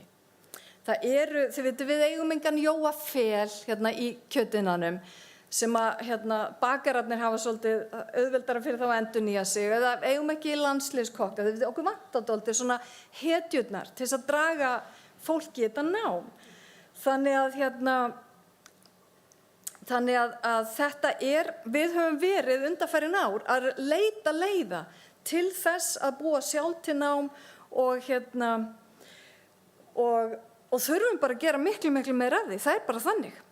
En það svoleiðis, mér langar aðeins að segja ykkur að þegar við fáum pólska fólki okkar þá erum við aðeins í grimmi því að þau þetta spyrja hvað ertu búin að vera að vinna, ertu með einhverja menntun sem nýtist, þannig að yfirleitt erum við búin að spotta það fólk. En við höfum ekki haft nein verkfæri til þess að spotta fólki sem að kemur til okkar, vinnur í 100 ár, við erum svo heppin að fólki okkar mjög lengi með okkur. Og en þarna var komin þessi leið til að taka það fólk og veita því, sem sagt svona þennan gæðastempil og framþróun í starfi á einhverjum svona formlegum forsendum. Þannig að við vorum með forsendur fyrir þáttöku væri meðal annars dálítið löng starfsreynsla. Og síðan þetta frammistaða og viðhorf, við svona völdum dálítið vel hópinn. Síðan var það þessi framkvæmd að þetta var framkvæmd af verkstjóranum okkar og var hellingslærdómsferli fyrir þá að læra að gera þetta og bara samtal við fólkið þeirra mjög gott. Síðan var unnið úr þessu með fræðslunetinu og úr þessu komu þarna voru ekki 12-13 manns sem að kláruðu þetta. Sem kláruðu, það voru 22 sem að byrjuðu matinu, en 13 sem að héldu svo áfram. Akkurat. Og það sem að var námið sem að var síðan farið í, það voru þessi 3 námskeið, því að þetta fólk sem að valdist þarna inn, það voru rosalega margir sem að vildu fá, það voru miklu fleiri sem báðum að fá að taka þátt.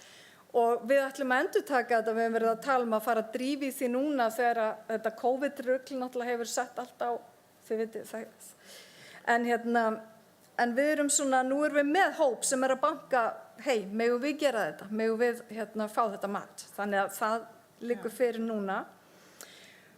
Og þau fóru sest á þessi 3 námskeið, þau kunna eiginlega meira heldur en við áttum vona og þau vitið að fagþáttunum innandyra. Þið veitir, öryggismálin og gæðamálin og allt þetta. En þetta hellingsnám sem þau bættu við sig og þarna var fræðslunetið okkar alveg kom grjótsterkt inn. Og Olga, þú var svo mikið að tala þetta. Ef við hefðum ekki fengið inn á sveigjanleika. Þá hefðum við ekki getað sendt svona marga á námskeið, þú veist, á svona löng námskeið. Við getum ekki keyrt verksmiðjuna bara allt í einu fara 13 manns út. 3 tíma tvisvar í viku og nema það sé á svona tímum sem að hendar okkur, bæði árstíma og vinnutíma. Þannig það var alveg rosalega flott. Já, bara algjört lykilatriði. Og þarna eru svona þessir ánægju þættir sem að við höfum heyrt hjá fólkinu okkar.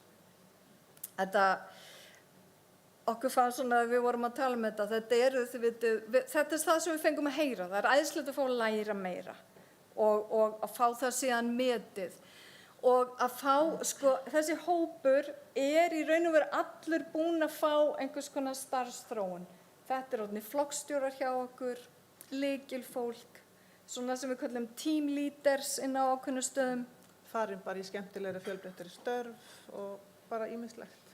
Já, betri laun og meira já, bara Og starfsfélagarnir, þeir horfa til þeirra, biðja hjálp eða eitthvað svona orðið starfsfólk sem að bara vel að sér í öllu sem við erum að gera.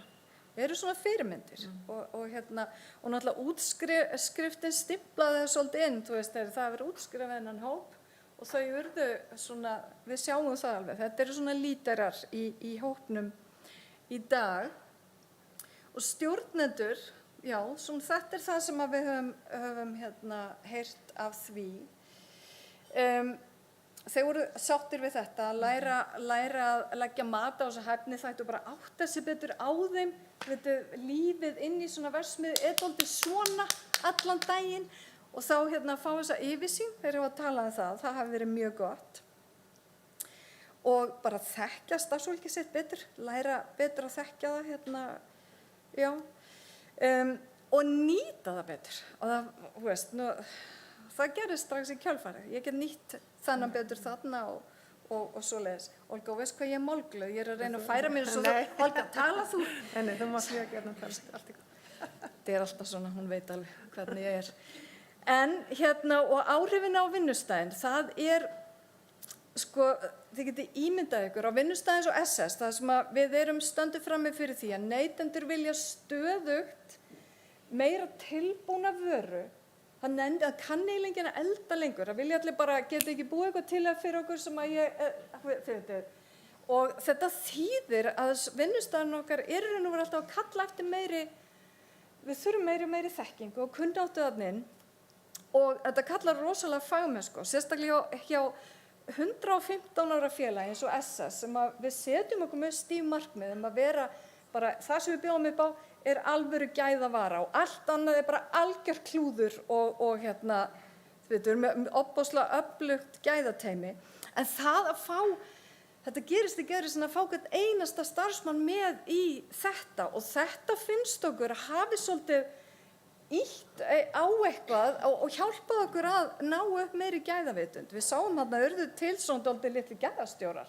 Þetta er svo bara, já, ég er nú með þetta og hei, það er ekki búið að þrífa svo vel og vel og þetta er bara nákvæmlega það sem að við þurfum. Og þetta fengum við inn mjög svona þessa nýju öflugu lykilstarfsmenn og ýmislegt sem gerist samt líka sem var kannski svona auka bónus sem að konga mjög óvart eins og þetta með það var bara allt í einu ákveðnir starfsmenn sem kunnu íslensku sem við vissum ekki að kenna neitt í íslensku. En ég veit ekki alveg hvað gerist en kannski vorum að reyna að greina þetta að fá þessa athygli. Þetta er fólk sem búið hjá okkur lengi, sko. Og við alltaf að kalla á túlk. Svo allt í einu bara, Eva Kozlowska bara, já, ég tala íslensku. Er það?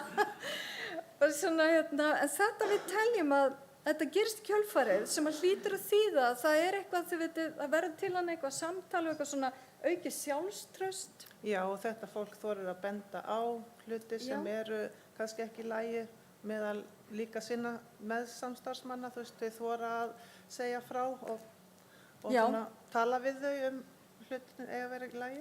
Já, þau hafa einmitt þetta leyfi til þess að benda á og gera sig myndug, sko, sem bara við þurfum svo á að halda. Versta sem félag eins og okkar, það er að vera með einhvers konar uglur í starfi, þetta sem er bara alveg sama, við þurfum þetta. Og eins þetta með íslenskuna, við þurfum svo, og það er einmitt eitt sem við erum alltaf að tala að fá, við höfum nú einhvern tíma gert það með fræðslunetinu og þurfum að gera aftur, það er að fara, við þurfum svo að fá þetta inn á vinnustæðina, þau veitu, fá þessa íslensku kennslu inn og sveigja hana einhvern veginn að okkur, en það er bara verkefni, Steinunn, þetta er verkefni hjá okkur. En já, erum við búin að segja allt sem við ætluðum að segja? Við erum ekki eins og konar rautt, já, vissum að þetta henda okkur út af, en búin að, já, bara, já, þannig að við viljum bara þakka kærlega fyrir okkur og takk fyrir þetta geggjaða frumkvæði sem að FA er með að þarf svo einhver að leiða þetta, því það er aldrei tími til þess að gera nokkuð nokkuð að viti. Þannig að það rosa gott að fá einhvern svona sem að, og þið vitið, bara kann að halda utan svona verkefni, þessar fræðslumiðstöðvarnar út á landi, ég held að skipti sköpum, við erum náttúrulega út á landi,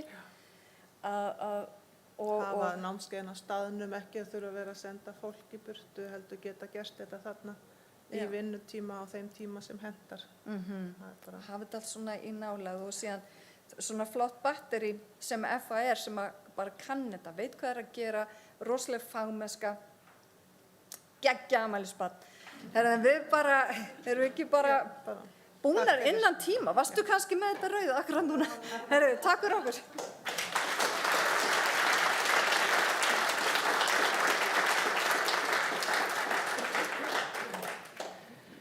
Já, kærar þakkir fyrir þetta.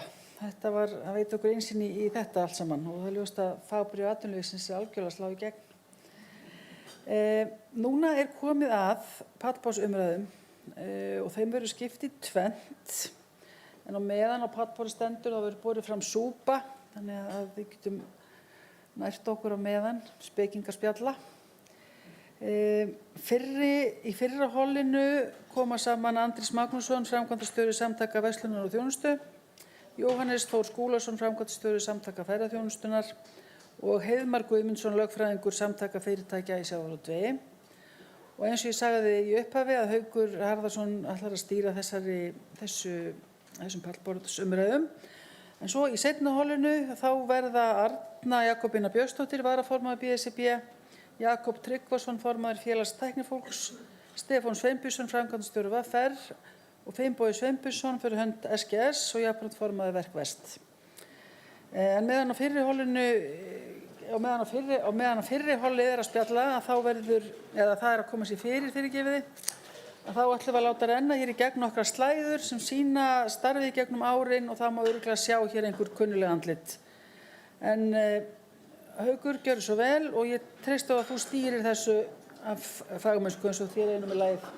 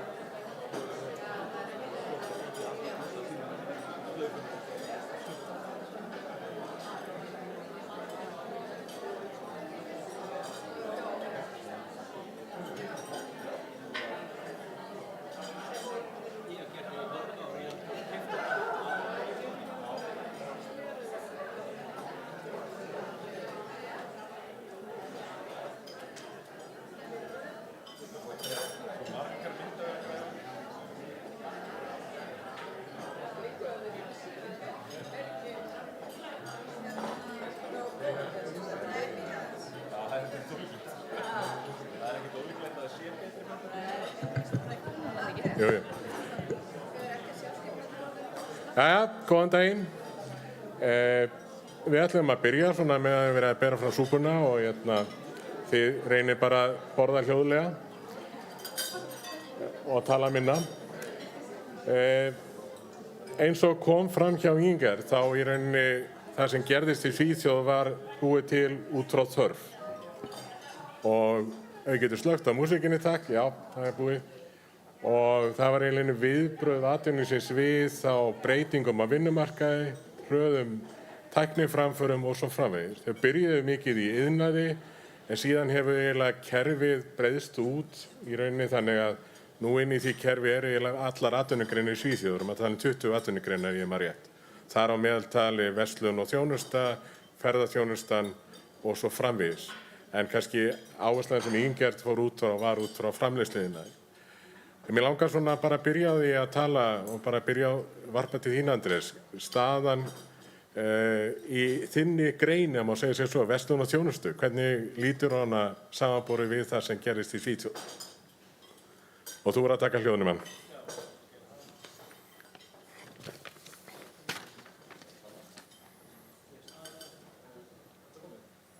Staðan er einfaldlega þannig. Já, í okkar greinum er þetta þannig, ef við bara tölum stöðuna hérna heima, að þá getum við alveg hitt sagt það að það sem er svona megin áskorun hjá okkur núna er að fá fólk með réttu hæfnina.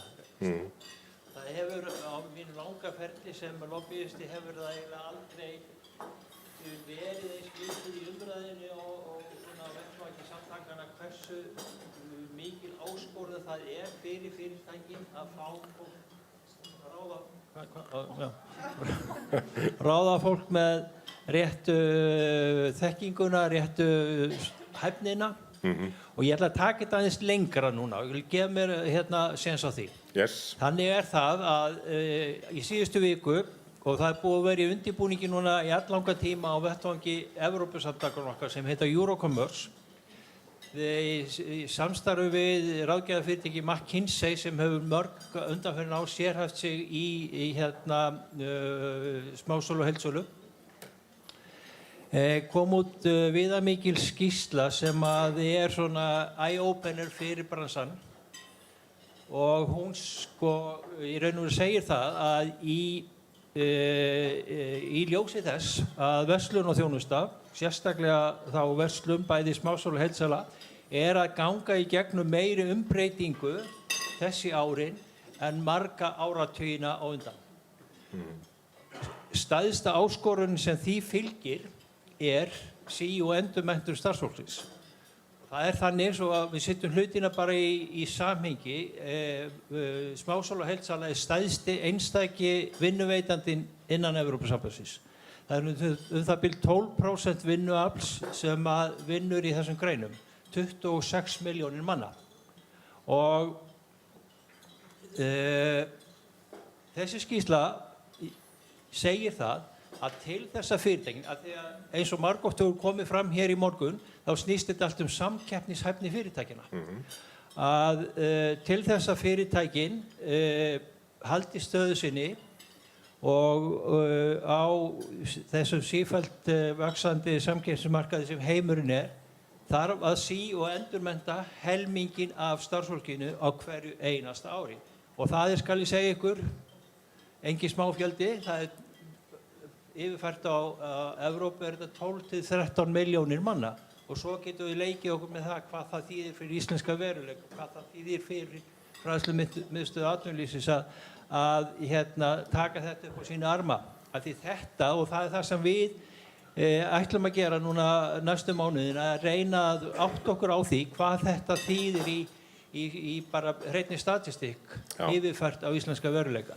Þannig að allt sem hér hefur sagt er á sér beina skírskotun inn í þá atvinnugrein sem ég er að vinna fyrir. Takk.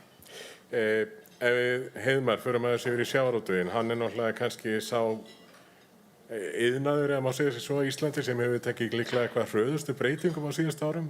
Mjög mikið sjálfvirknivæðing, mun allt öðruvísi meðferð á efni og öllu því á hráefni. Þannig að hvernig talar þetta inn í ykkar framtíð? Eða nútíð kannski frekar? Akkurat, það rétt hjá þér. Kannski byrja bara að óska starfsfólki FA til hamingju með daginn. Takk. En þetta hárrétt hjá þér sem þú vorst að segja. Það sjávarútvegur auðvitað gríðarlega miklar tæknibreytingar og þær verða áfram mjög miklar. Það eru búnar miklar fjárfestingar allt land og störfin í þessum vinnslum hafa verið að breytast mjög mikið. Þau hafa kannski, Ingigerd sagði nú, það ekkert auðvelt starf og það kannski akkurat málið. Þetta starf hefur kannski bara breyst hvernig að vera ófaglæður maður í fiskvinnslu en þekkingin þarf að vera til staðar áfram. Og þess vegna þetta mjög fróðlegt sem við erum að ræða hér. Hvernig getum við farið að láta þennan starfsmann sem að fá þessa nýju þekkingu vegna 4. iðnbyltingarinnar, hvernig getur hann fengið kannski einhverja viðurkenningu á sinni þekkingu og sinni færni? Þannig að mér finnst það mjög áhugavert og ég held að þetta eitthvað sem sjávarútvegur á klárlega að skoða mjög alvarlega. Takk.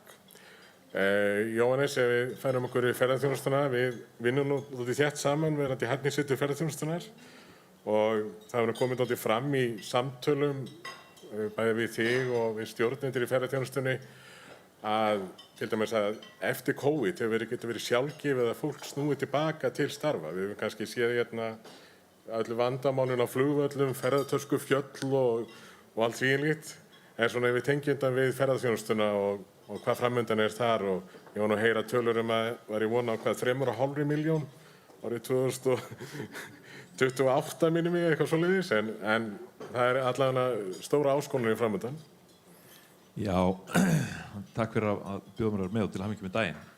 Þetta alveg rétt og ég tengi náttúrulega bara mjög vel við það sem Ingegerd var að segja til dæmis bara erlenda starfsfólkið og þetta sem þú ert að nefna við séð núna frá 2019 til loka 2021 það bil 5.000 eða rúmlega 5.000 Íslendingar og tæplega 5.000 erlendi starfsfólk eða útlendingar eins og hagstofanflokkara sem að fara úr ferðaþjónustu til annarra starfa eða bara af landinu. Það bil 5.000 manns á sama tíma sem hefja störf í opinbera geiranum. Við erum að fá þetta fólk mjög hægt tilbaka. Við erum líka að sjá samfélagsbreytingar víða í Evrópu sem þýðir það að við erum að fá meira af fólki frá Suður-Evrópu frekar en Austur-Evrópu sem þýðir að það hefur ekki unnið í íslenskri ferðaþjónustu áður. Þetta þýðir það að starfsmannavelta mun meiri heldur en hún var og verður það væntanlega næstu árin.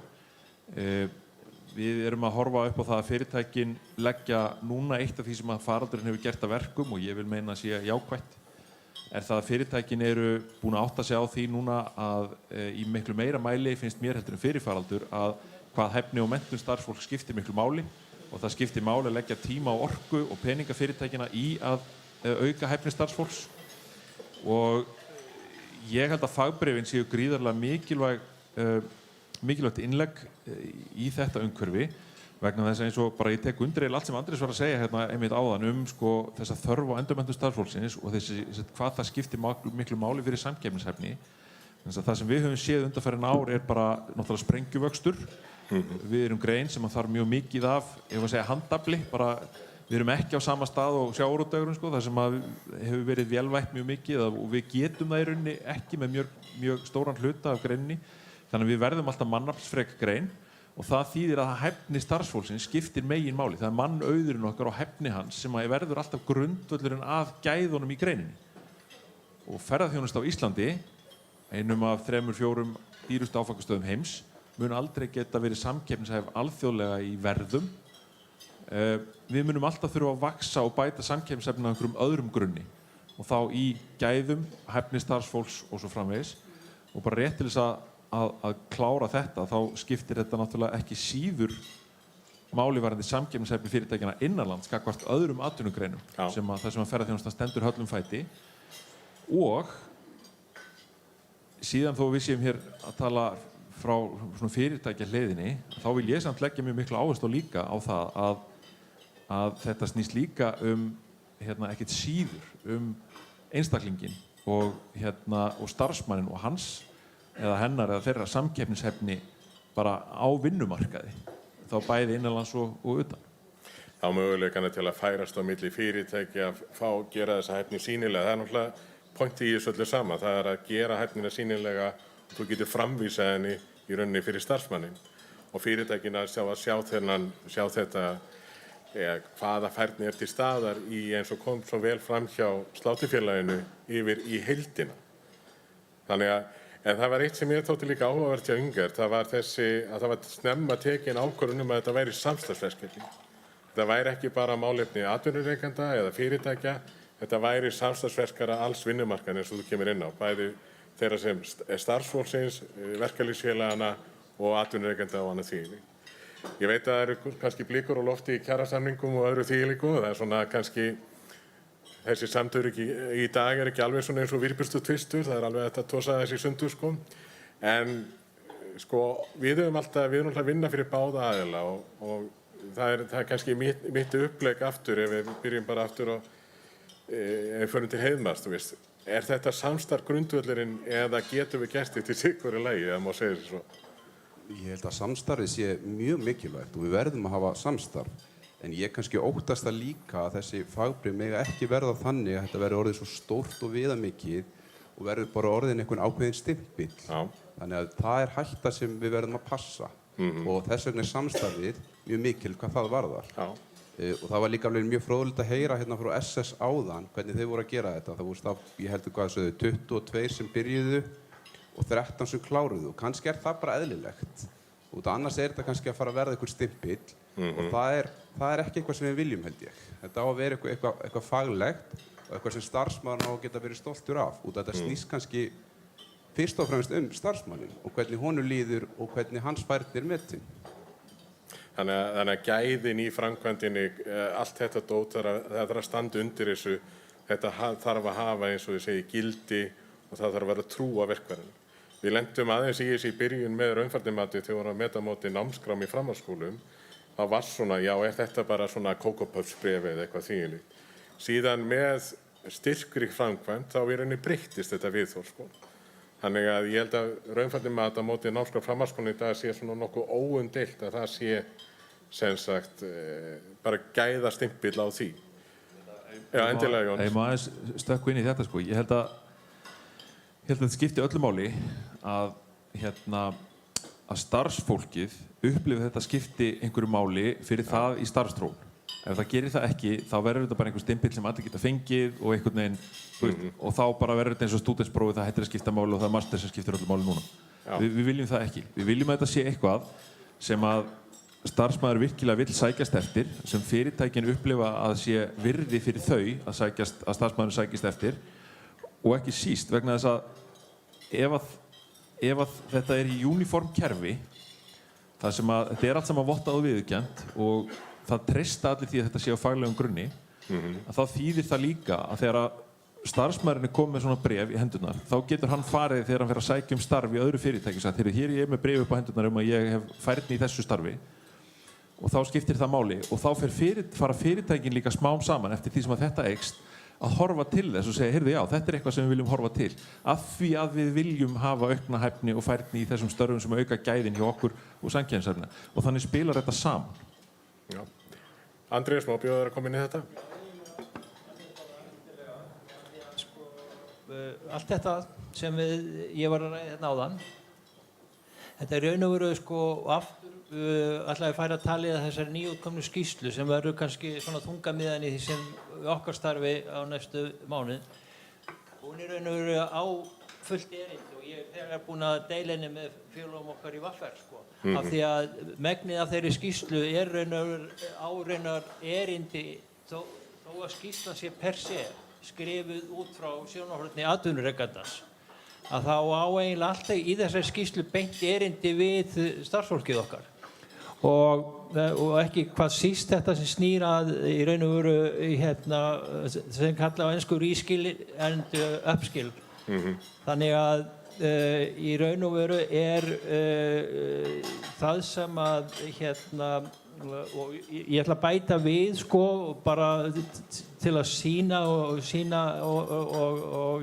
þannig að fólk heyri hvað við höfum verið að gera, hvaða samstarf við höfum átt sko við gagnaðilinn okkar í verkalýðshreyfingunni Við settum á laggirnar svokallaðan stafrænan hæfniklassa fyrir rúmu ári síðan í samvinnu við Verkfæri og HR með dyggri aðstoð stjórnvalda og það var í raun og veru viðbragð við þessu gífurlegu breytingu sem að verða í greininni í atvinnulífinu og ekki hvað síst í okkar atvinnugrein. Þessi svokallaða stafræna umbreyting sem allt liggur kallar á gífurlega breytta nálgun varðandi hæfni, bæði stjórnenda og starfsfólks. Þannig að allt þetta það raun og sama hvað borið niður í öllu þessu. Allt þetta talar inn í það að það gagnkvæmir hagsmunir þarna til staðar.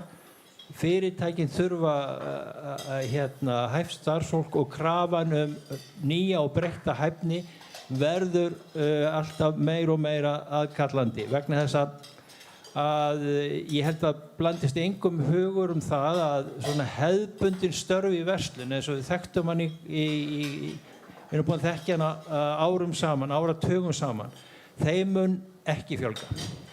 En það ekki þar með sagt að störfum í verslun muni fækka, eðli þeirra mun breytast og hæfni krafan til fólksins sem vinnur í greinin mun breytast. Aðeins út frá því að ég vísa til þess sem Ingrid var að tala það að í rauninni atvinnulífið tók þetta í sínar hendur í Svíþjóð. Það þessar greiningar á því hvað þarf til að sinna viðkomandi störfum. Og við erum verið í lausu lofti með þetta í Íslandi. Hver á að gera þetta? Og það verið stundum verið vísað til stjórnvalda og það mikið talað samtal atvinnulífs og skóla og svo framvegis. Það búið að gera þetta í 20 ár eitthvað svona sem tala þetta. En þarna í Svíþjóð hefur í rauninni atvinnugreinanda tekið það miðja, en það atvinnugreinanda sem hefur tekið forystu. Og við höfum alltaf litið á fagbréfi núna sem svona bara, þetta verkfæri sem öllum vonandi heimilt allir geta notað, en það þarf að uppfylla ákveðin gæði og annað til að geta notað. Sjáu þið fyrir ykkur að atvinnugreinanda verði í samstarfi þegar viðkomandi stéttarfélög og annað því geti tekið þetta hlutverk eða eigi að gera það. Ég held að liggja alveg fyrir að hverju þekkja hvaða færni þarf að vera til staðar í hverju fyrirtæki, það væntanlega fólki sem að vinna í fyrirtækjunum. Þess vegna mjög mikilvægt að hafa þetta mjög nálægt fyrirtækjunum. Svo það líka getur verið eins og innan okkar geira bara sjávarútveginum, það getur verið mismunandi kröfur á milli hvernig fiskvinnslan búin að tækna þessi mikið. Akkurat. Þannig að þetta mjög mikilvægt þetta sé innan fyrirtækjana að þau geti stjórna hvaða þekkingu þarf að hafa á hverjum tíma fyrir sig. Þannig að það heldur bara algjör forsenda fyrir þessu, að mínu viti. Já, ég er sammála þessu. Ég held að bara reynslan sem við sjáum úr vinnunni sem að FA og hæfnisettur ferðaþjónustunnar eru búin að fara í gegnum með ferðaþjónustunni hæfnigreiningu starfa, bara sýnir okkur það hversu mikilvægt þetta vegna þess að hún og ég held að það sé algjör lykill að því að við fáum í rauninni raunverulega hæfnina sem að þarf til þess að sinna ákveðnum störfum inn í starfaprófíluna, að það sé að hafa fyrirtækin og atvinnugreinarnar, atvinnulífið, fyrirtækin í rauninni, þann hluta atvinnulífsins, inni í þessu ferli. Vegna þess að við sjáum það líka að eins og Ingar sagði að skólakerfið og ramminn utan það ekki mjög sveigjanlegur og eitt af því sem við í ferðaþjónustunni erum að glíma við og mögulega í öðrum atvinnugreinum það að við erum ekki með þessar beinu línur sem til dæmis margar af framleiðslugreinunum hafa haft eða iðngreinunum. Við erum ekki með eitthvað nám sem þú ferð inn í og þú mentar þig fyrir ákveðið starf þannig að það liggi fyrir einhver námskrá og það sé alveg klárt hvaða hæfni og þú þarft að hafa, hverju þú þarft að ljúka til þess að fá ákveðið starf. Þetta ekkert til staðar eiginlega bara mjög stærstum hluta í ferðaþjónustu. Og það þýðir það að hlutir eins og raunfærnimat, hæfnigreiningarnar, starfaprófílarnir, að þetta sé unnið með þeim sem í raun og veru að vinna í greinni, þetta verður ennþá mikilvægara.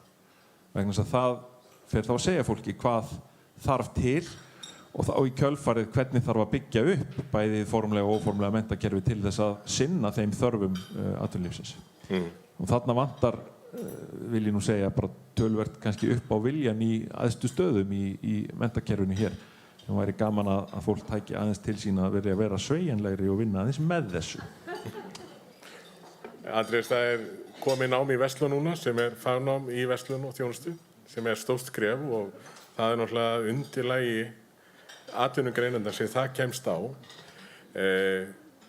Það sem við höfum kannski oft, þetta stór áfangi en þetta eru kannski 15, 20, 30 manns á ári sem fara þetta gegn sko.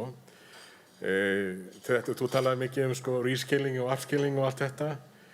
Hlutverk skólakerfisins í þessu dæmöllu, hvernig myndirðu segja, hvernig líst þér á það? Já, ég meina að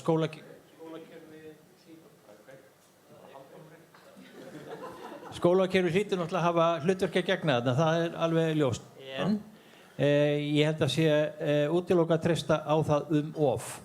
Tek undir þetta sem Jóhannes sagði, sko, það náttúrulega verið lengi áhyggjuefni í atvinnulífinu almennt að skólakerfið seint að bregðast við þörfum atvinnulífsins.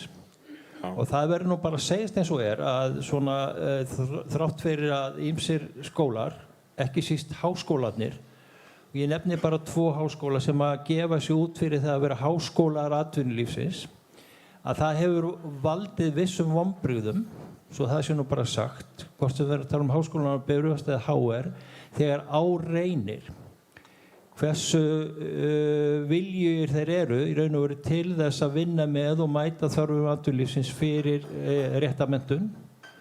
Og þetta nokkuð sem við heyrum meir og meir svona inn í okkar fyrirtækjum sem ítir þá ennþá á það að atvinnulífið og vinnumarkaðurinn í heild sinni taki hlutina upp á sína arma eins og FA hefur gert undanfarin 20 ár. Ég held að sé bara, svona lagað verður ekki til af engu, það verður til af þörf og ég held að þetta sé bara skýringin og ég held að allt sem að við höfum verið að sjá og allt sem við höfum verið að lesa og fylgjast með sem við verðum að gera, hvernig þróun hérna í löndunum í kringum okkur, tali nákvæmlega inn í þetta. Þetta verður að loka orðin í þessu umferð, klukkan 20 mínútur. Þannig að takk fyrir ykkar innlegg og skemmtilegt samtal. Þannig að þetta ekki bara næsti hópur.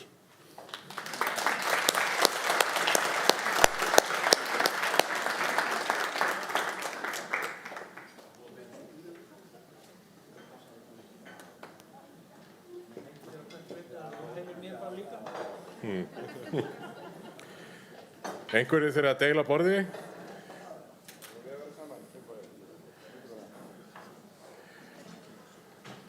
Ég ætla nú að kynna þau til leiks. Það svo ég að setja gleru svo ég fari nú rétt með þetta allt. Arna Jakobína Björnsdóttir, varaformaður BSIB og formaður Kjalar, ég maður rétt. Stefán Sveinbjörnsson, framkvæmdastjóri VFR. Finnbogi Sveinbjörnsson, formaður verkefnisfélags verkfræðinga og kemur frá SGS, líka starfsgreinasambandinu, og svo Jakob Tryggvason, formaður félags tæknifólks. Svona, ef við horfum á þessar breytingar út frá þá starfsfólki á vinnumarkaði sem framöndan eru í sjálfvirknivæðingu, breytingum á störfum og öllu því líku. Hvernig sjáu þið hlutverk stéttarfélaga í þessu stóra ferli sem framöndan? Ég veit að það rosalega stór spurning sko, en þetta eru bara breytingar sem að koma. Við vorum alltaf að tala að 4. iðnbyltingin væri framöndan. Hún komin og rúmlega það sko. Jakobína, við byrjum á þér. Má ég það?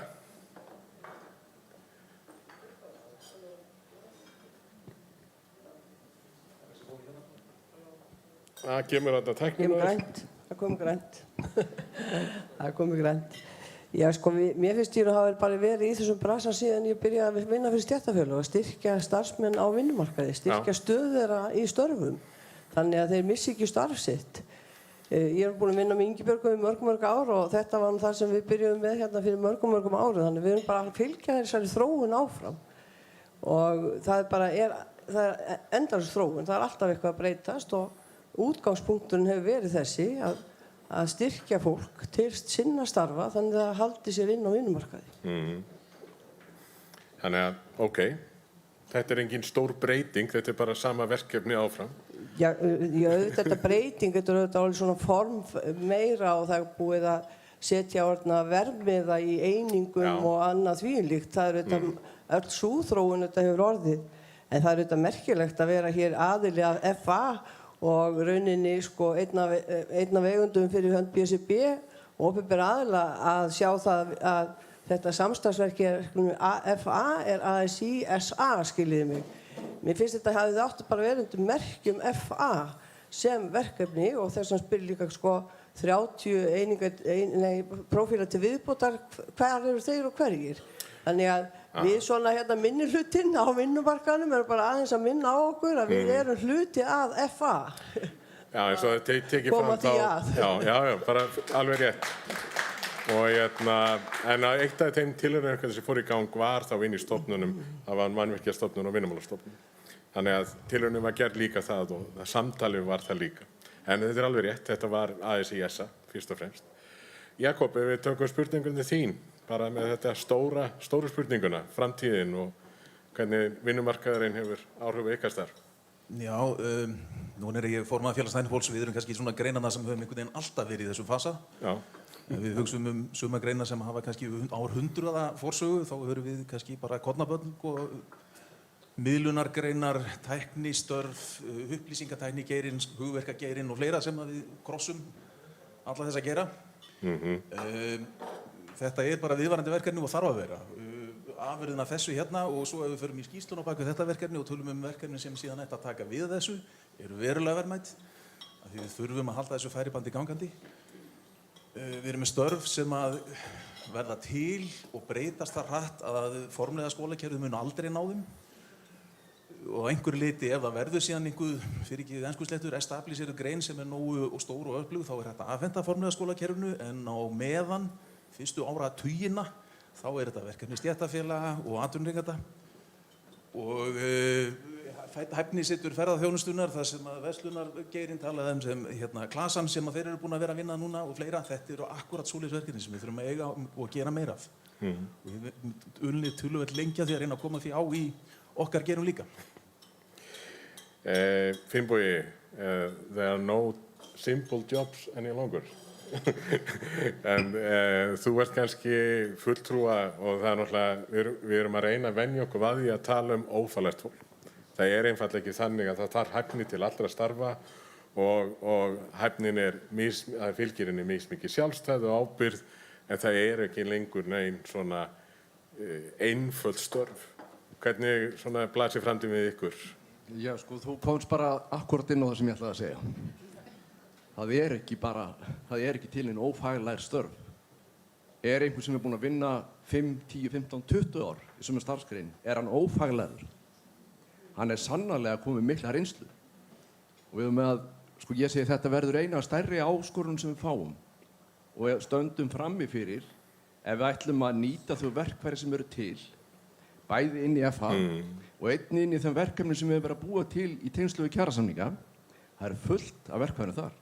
Og við talaðum ekki stóra verkfæri sem við bjuggum til í tengslum við lífskjarasamningin sem einmitt gæti tengt og búið til þessa brú og þá getum við kannski hægt að tala ófaglærða og faglærða. Því að allir hafa ákveðna reynslu, að það bara að setja einhvern verðmið á hana og við erum kannski öll sammála, við erum kannski ekki öll sammála hver verðmiðin á að vera. Og það líka áskorun. Það að viðurkenna, eins og kom hérna fram hjá kollegum okkar hinum yfir borðið og þó ég Heiðmar sem ekki alltaf sammála þegar við erum að túlka lagatexta og ágreiningsmál, þá var ég nú bara nokkuð sammála honum hérna áðan í hans nálgun í varðandi verkefnið. Og ég horfi yfir þetta því að Bína kom nú inn og þá hérna með óperamarkaðinn og innan ASI bara gríðarlega stór hópur sem að vinna á óperamarkaði.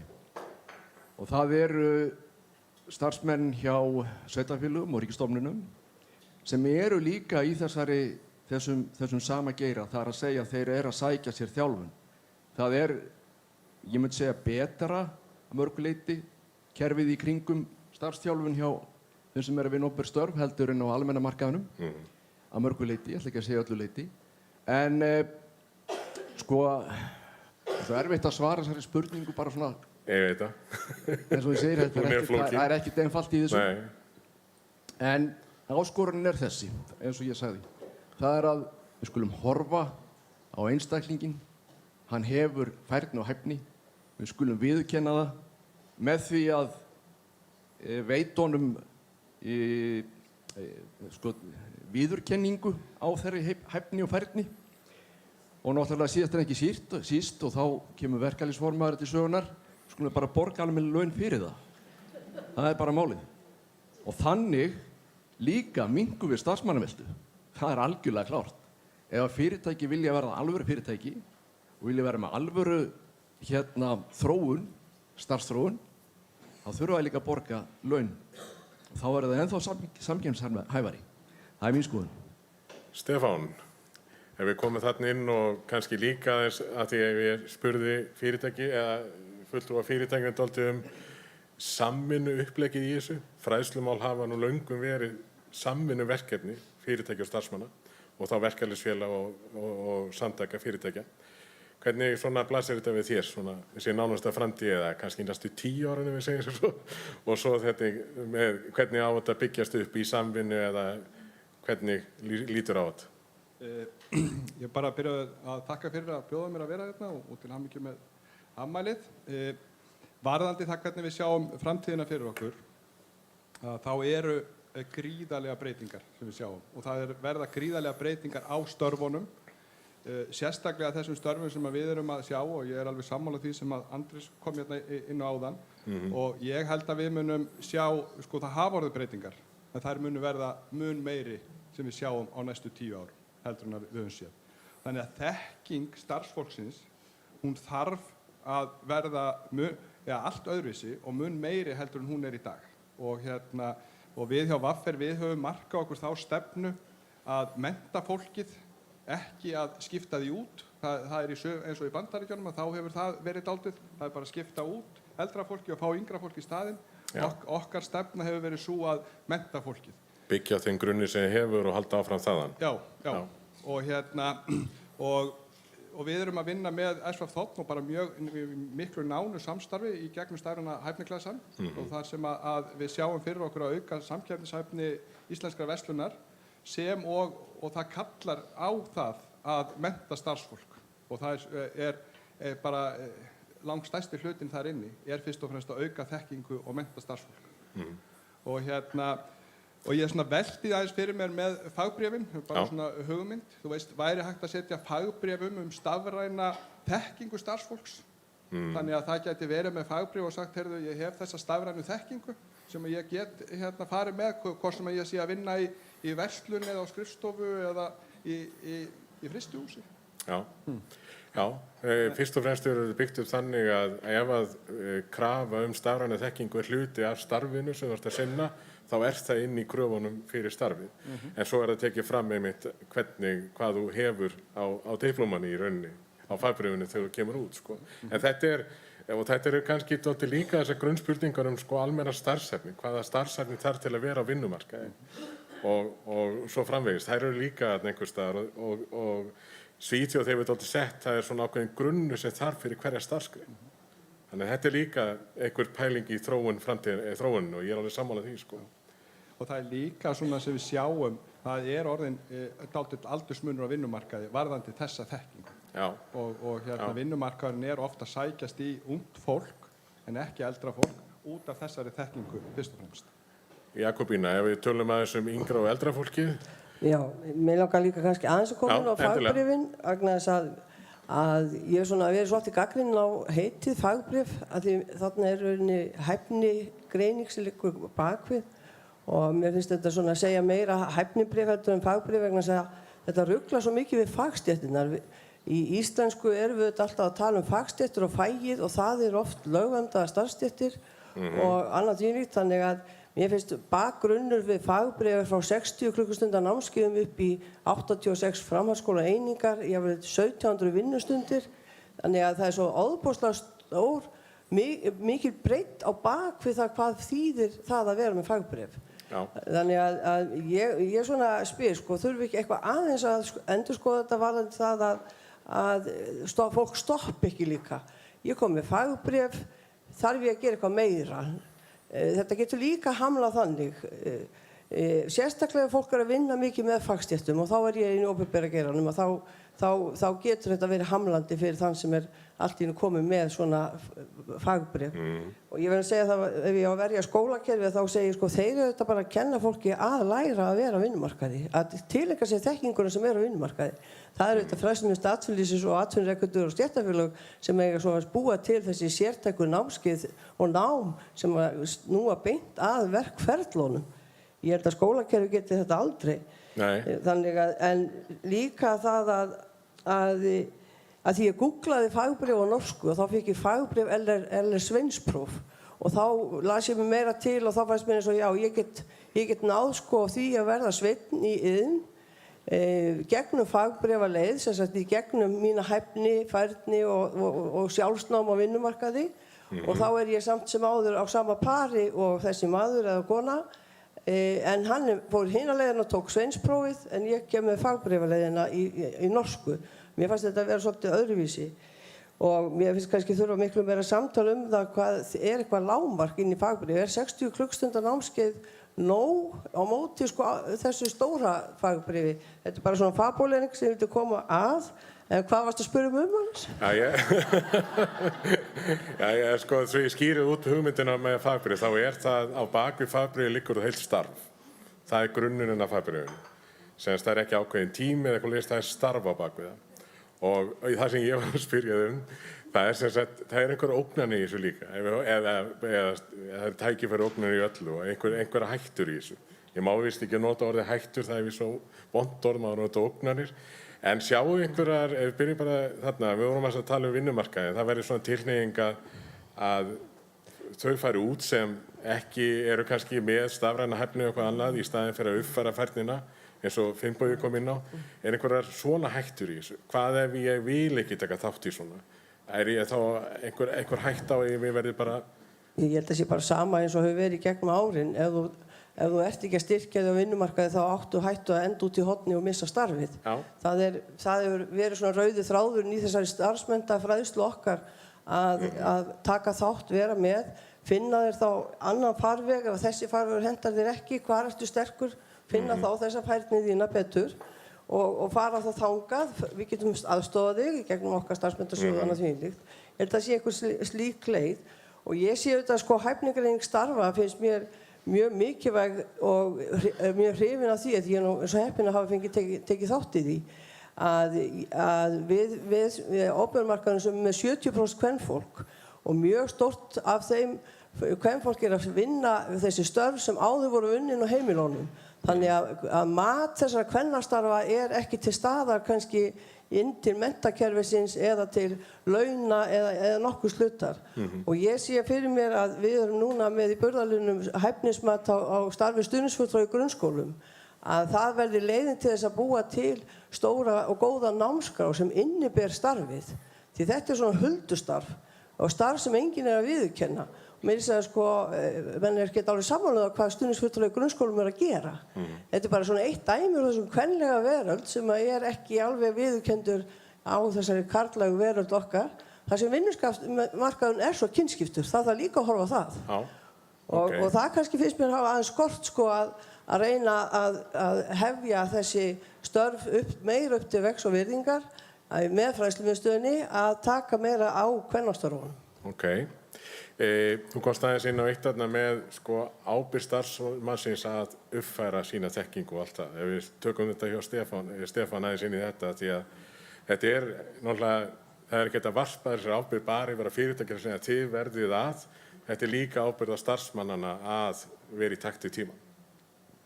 Já, það alveg rétt og það þarf auðvitað að vera hvatning fyrir starfsfólki til þess að fara inn í þetta og eins og Finnbogi sagði að það getur verið hvatning bæði til starfsþróunar og líka til launahækkunar innan félagsins eða fyrirtækjana, þannig að starfsmaðurinn sjáu það að þeir sem hafi farið í þetta að þeir njóti þess og líka það að starfsmaðurinn sjáu það að hann eigi meiri starfsmöguleika að skipta starf eða slíkt þegar að hann komin með einhvern stimpil á það sem hann kann.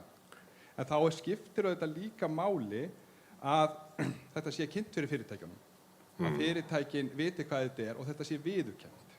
Það skiptir auðvitað bara mjög miklu máli að þessi viðurkenning verði til staðar á þessu. Og það kannski forsenda sem lagtur upp með, þetta alltaf gert í samvinnu starfsmanna og fyrirtækis, stjórnenda. Það einu forsendu fyrir að verkefni geti gengið. Og þetta dálítið það sem Inger kom inn á líka, óháði bara innan einstakri fyrirtæki líka í heildina. Þannig að ég held að við höfum náttúrulega tekið upp dálítið að hluta til kerfi frá Svíþjóð. Ef við Finnbogi, því þú hefur fylgst með þessari þróun í gegnum árin núna, við erum búin að vera þarna kynna fyrir ykkur einhverja, hvernig líst þér nú á verkfæri þegar það komið út? Mér líst mjög vel á það, bara stutt og laggott. Og þetta talar alveg rosalega vel inn í, og ég ætla að segja það aftur, það sem ég sagði áðan, talar svo vel inn í þessa vinnu sem við vorum í lífskjarasamningnum og umhverfi sem var að vera rammið þar. En við megum heldur ekki gleyma því að það sem þetta gerir líka, þetta að efla einstaklingin svo mikið. Og við sjáum það svo vel inn á vinnustöðum þar sem búið að fara, ég ekki að tala þessa fagbréfsleið, heldur bara raunfærnimatið til dæmis og jafnvel aðrar leiðir til þess að veita ákveðna viðurkenningu fyrir getu einstaklingsins. Það bara sjálfseflingin, fólk bara réttur úr bakinu og bara, ég bara kunni þetta. Ég bara gat þetta. Og þetta eru oft fólk sem komið við miðjan aldur. Ég segi farið snemma í herskilduna, byrjaði að eiga börn, reyna að koma sér upp húsnæði, hefur ekki haft tíma til þess að fara í skóla. Og oft á tíðum, eins og Anna kom inn á, konur. Og það alveg ótrúlega flott að sjá einmitt hvað það koma oft sterkar fullorðnar konur. Ég ætla bara að nota þetta orð, fullorðnar konur, út úr þessu. Bara svo ánægðar með það, ég kunni þetta allt. Ég þurfti bara að fá stimpilinn. Og það það sem þetta er. Þetta stimpill og getu einstaklingsins. Þetta viðurkenning bæði fyrirtækis og ekki síst einstaklingsins á getunni. Og það lykilatriðið í þessu. Og ég held að við verðum bara öll að líta okkur nær og bara muna það að við eigum þessi verkfæri til og nota þau. Það svona mín skilaboð. Takk. Jakob, þú fær síðustu 2 mínútur. Ég veit að þú hugsaði þetta hátt og stórt og mikið, Ef við tölum svona eins og í skapandi greinum, eins og við sáum að ég sé myndbönd frá Svíþjóð og segja bara Netflix skoðar hvað til að tæknimönnum í Svíþjóð áður en það kemur hingað og ákveður að framleiða einhverja seríu. Hvernig getum við nýtt þess að gera þessa hæfni sýnilega svona inn í þessar framtíð? Þú eiginlega akkurat svaraðir með því að gera það sýnilegt svo að Netflix geti komið hingað og skoða það mannapa sem hérna, af því hann hérna til staðar. Engu síður, það ágætis fordæmi núna því við erum að horfa á kvikmyndiðinaðinn sem stækkar og stækkar og stækkar. Finnum það bara á mínum félögum til dæmis og fjölgun.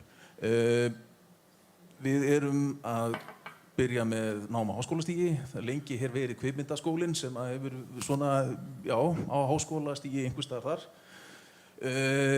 Það örlítið til á framhaldsskólastigi aðeins svona að gíra inn í fjölmiðlabransan og við höfum verið að berjast fyrir lífi einhvers konar kvikmyndatækninámi líka.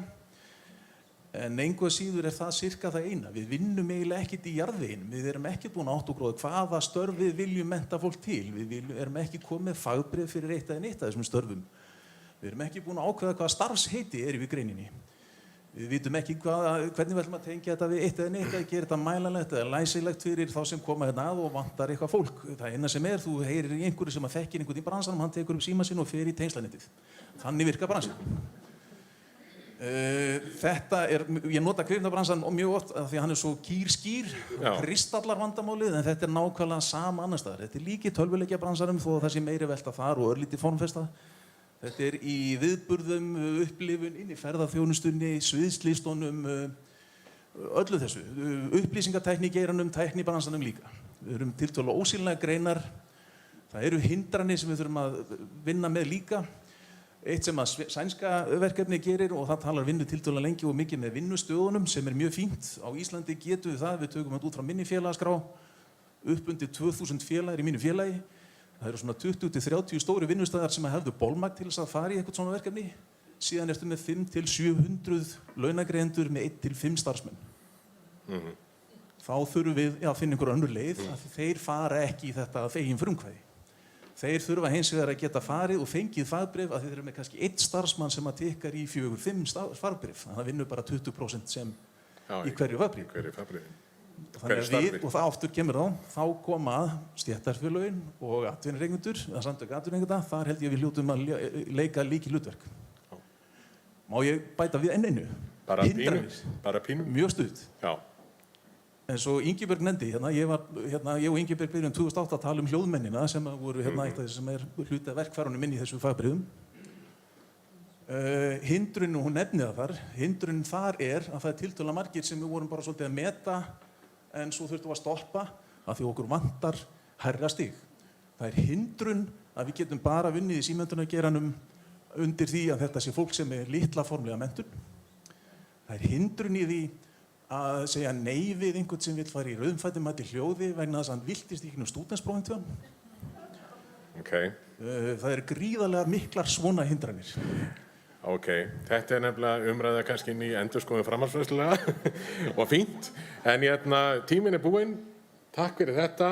Takk fyrir gott samtal.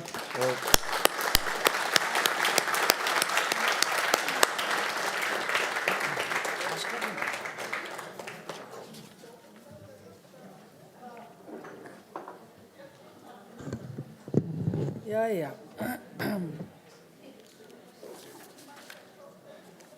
Já, kærar þakkir til allra þeirra sem tóku þátt í pallborðinu og þetta voru fróðlegt samtal og mikilvægt að halda því áfram.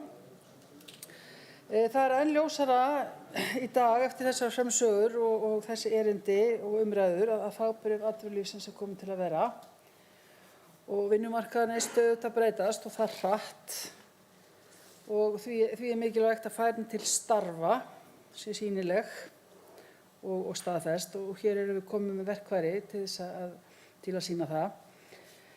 Nú að gera að þróa þetta áfram, horfa til annarra landa, gera allt sem í okkar valdi stendur til að gera þetta eins flott og mögulegt Starfsemi það snýst það að þróa leiðir og verkfæri og sannarlega í stakk búið að gera þetta vel.